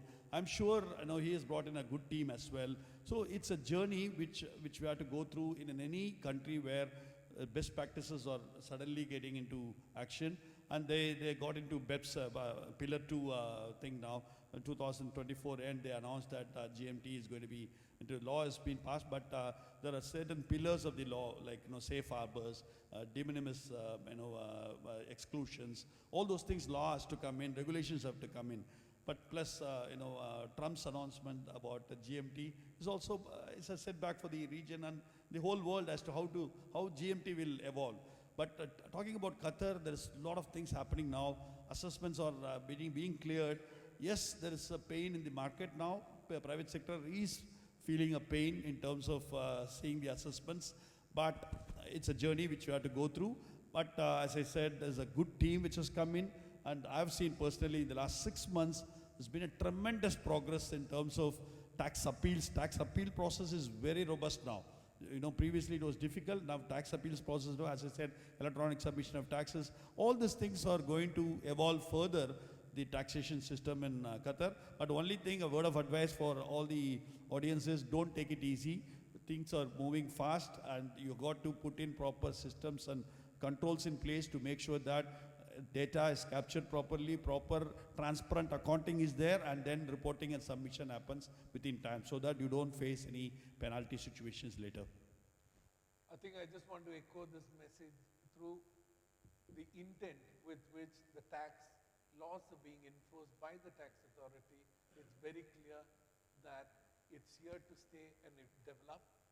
businesses have to make sure that they give attention when it comes to preparing your financial statements and the audit process and tax returns. If you cut corners, you tend to compromise on it, you will have to pay a very heavy price. There's no pain, there's no gain without pain. There is Absolutely. a painful process, but if you have to gain, then you've got to go through this process. And there is more coming. There is the VAT is in the offing, and the e-invoicing is in the offing. So there's more to come. So it's going to be here, and this is something which you will have to embrace as part of your business going forward. So tender of e-invoicing is out. Yes, but VAT we are still waiting for only Yeah, I mean, 2026. this is a prelude to the VAT, because GTA, once you get the platform, national platform ready, and then you will very soon see the VAT coming in. Ahmed, just very quickly, one final question. I'll combine a couple of questions. One, there is a popular myth about IPO is this is for the promoters to cash out. Is that the only, there's a myth going around, and a popular belief that IPO is about cashing out, the promoters want to cash out, or is it also seen as a growth capital tool? Second thing, what's life after IPO? Yes, that rumor is around. However, there's different types of objectives. There's different types of reasons of why these companies would like to IPO. I think you mentioned it very, very shortly in your presentation. It always comes down to the equity story. What is the equity story of the company? What makes this company special or different than anyone else within the sector or in the geography? And we always try to work with companies that have a good equity story. Because with a good equity story, you know that they will have a successful journey towards listing. Yes, as you said, there are rumors that the IPO is used as a cash out. However, the regulators, the companies, the advisors, they're all working to kind of understand what the objectives are, and if those are the objectives, they will have a hard time reaching the market. Exactly. So I think once the objectives are set out, it's very clear how you want to take that forward. One final question, Mara, and I think in the interest of time, we'll close with this last question. Mara, we spoke a lot about technology, AI adoption in this country, and that being the future. And there is certainly the commitment, whether it's the fintech, whether it's the adoption of AI, emerging technologies, be it IoT, in every single field, we're seeing the investment coming in. On a practically, on a daily basis, how do you see actually this actually converting into business, converting into opportunities for businesses? While, I mean, we all know that there's the intent, there is actually the fund being put in, we got the fund to fund which is being put in, we've got the QDP fund. But in reality, what does that translate into on a daily basis? Is that a real thing where you can actually touch and feel like a GTA tender you mentioned? Is that really something which you see as an opportunity in the marketplace? Yeah, definitely. I mean, now all the new opportunities in the market are driven by technology, whether, as I mentioned, whether it is in the energy sector or in the infrastructure or the processes. AI, emerging technologies are having a direct impact on the day-to-day business today. Optimization of processes in digital marketing, in market analysis, in finance services. There is no question that it is disrupting the complete operations of how we are doing business or how we used to do business. Opportunities, actual opportunities, e-invoicing tender, it is not a confidential information. It is public on Ministry of Finance now. It's a $500 million approximately opportunity as an initial stage. Yep. There are a couple of other opportunities that I don't want to mention yet it is to be announced, which is of the same scale. And this is all we are talking about: emerging technologies, digitalization of traditional processes. What Muhammad did is amazing disruption story. What he has done with the Skip Cash, and it's really an amazing story. I call him Elon Musk of Middle East, future Elon Musk of Middle East, mashallah. Muhammad, if you know that Elon Musk, PayPal, He was PayPal, he's kept cash. MashaAllah, yani a young generation. I mean, he's not finished. He's into the second He's one, just which starting. is the, pay later. Yeah, MashaAllah. So if you look, he'll end up with never pay. MashaAllah, I'm really proud to see Qatari young generation achieving such an amazing milestones. And yeah, it's an amazing story. So honestly, so proud of them, and they are a life example of disrupting the way of doing business. So definitely, technology is directly influencing and impacting the business decisions today and tomorrow and in the far future as well.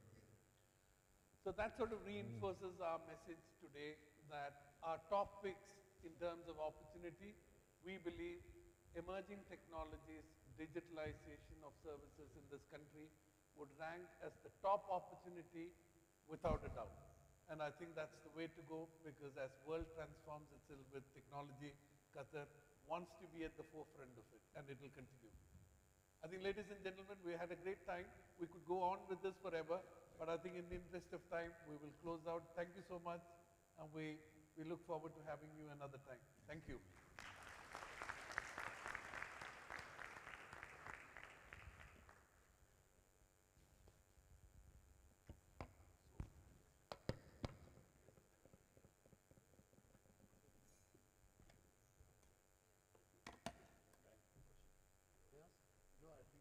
Gentlemen, thank you so very much for such an insightful discussion. Ladies and gentlemen, yet again, could you please give them a big round of applause, everyone present here. May we request you to kindly assemble for a group photo session, the entire panelists. So could you please join us to the front for the group photo session? For the panelist, group photo. For you want a photo, right? Yes.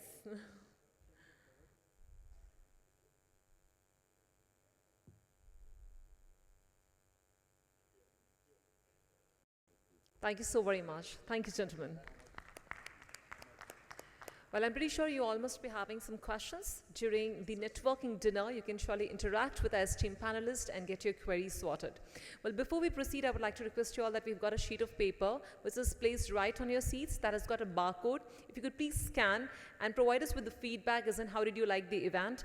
So this is extremely important for us, and apart from that, that will also give you the access to our future events that will allow you to be there and be present, and you will be provided with all the information for our upcoming events. Kindly scan the barcode and provide us with the feedback. Now, to conclude this event, it gives me immense pleasure to introduce you all and invite on stage the General Secretary for Diaspora of Malappuram, Mr. Musa, onto the stage to deliver the vote of thanks.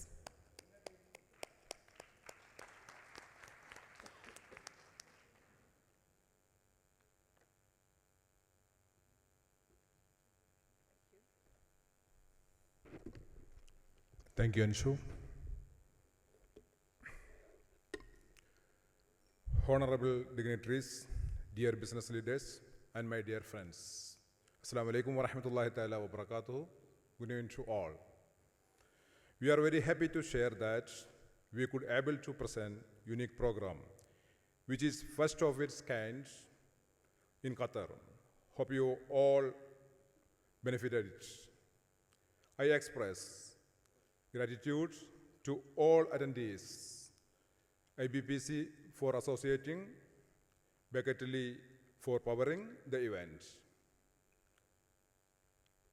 and all panelists, moderator, and knowledge partners for making a memorable event. Thank you, one and all. Thank you. Jazakumullah khair. Thank you so very much, everyone, for joining us today. Let us all rise above all the challenges, grow beyond the limitations, and make this year and the coming years really huge and successful for us. Rather than me, let's focus on the we approach, and certainly we'll be able to achieve it. Well, the dinner is being served. Kindly help yourself. Thank you so much. This is Anshu Jain, your MC, signing off for now. Thank you. Have a great evening.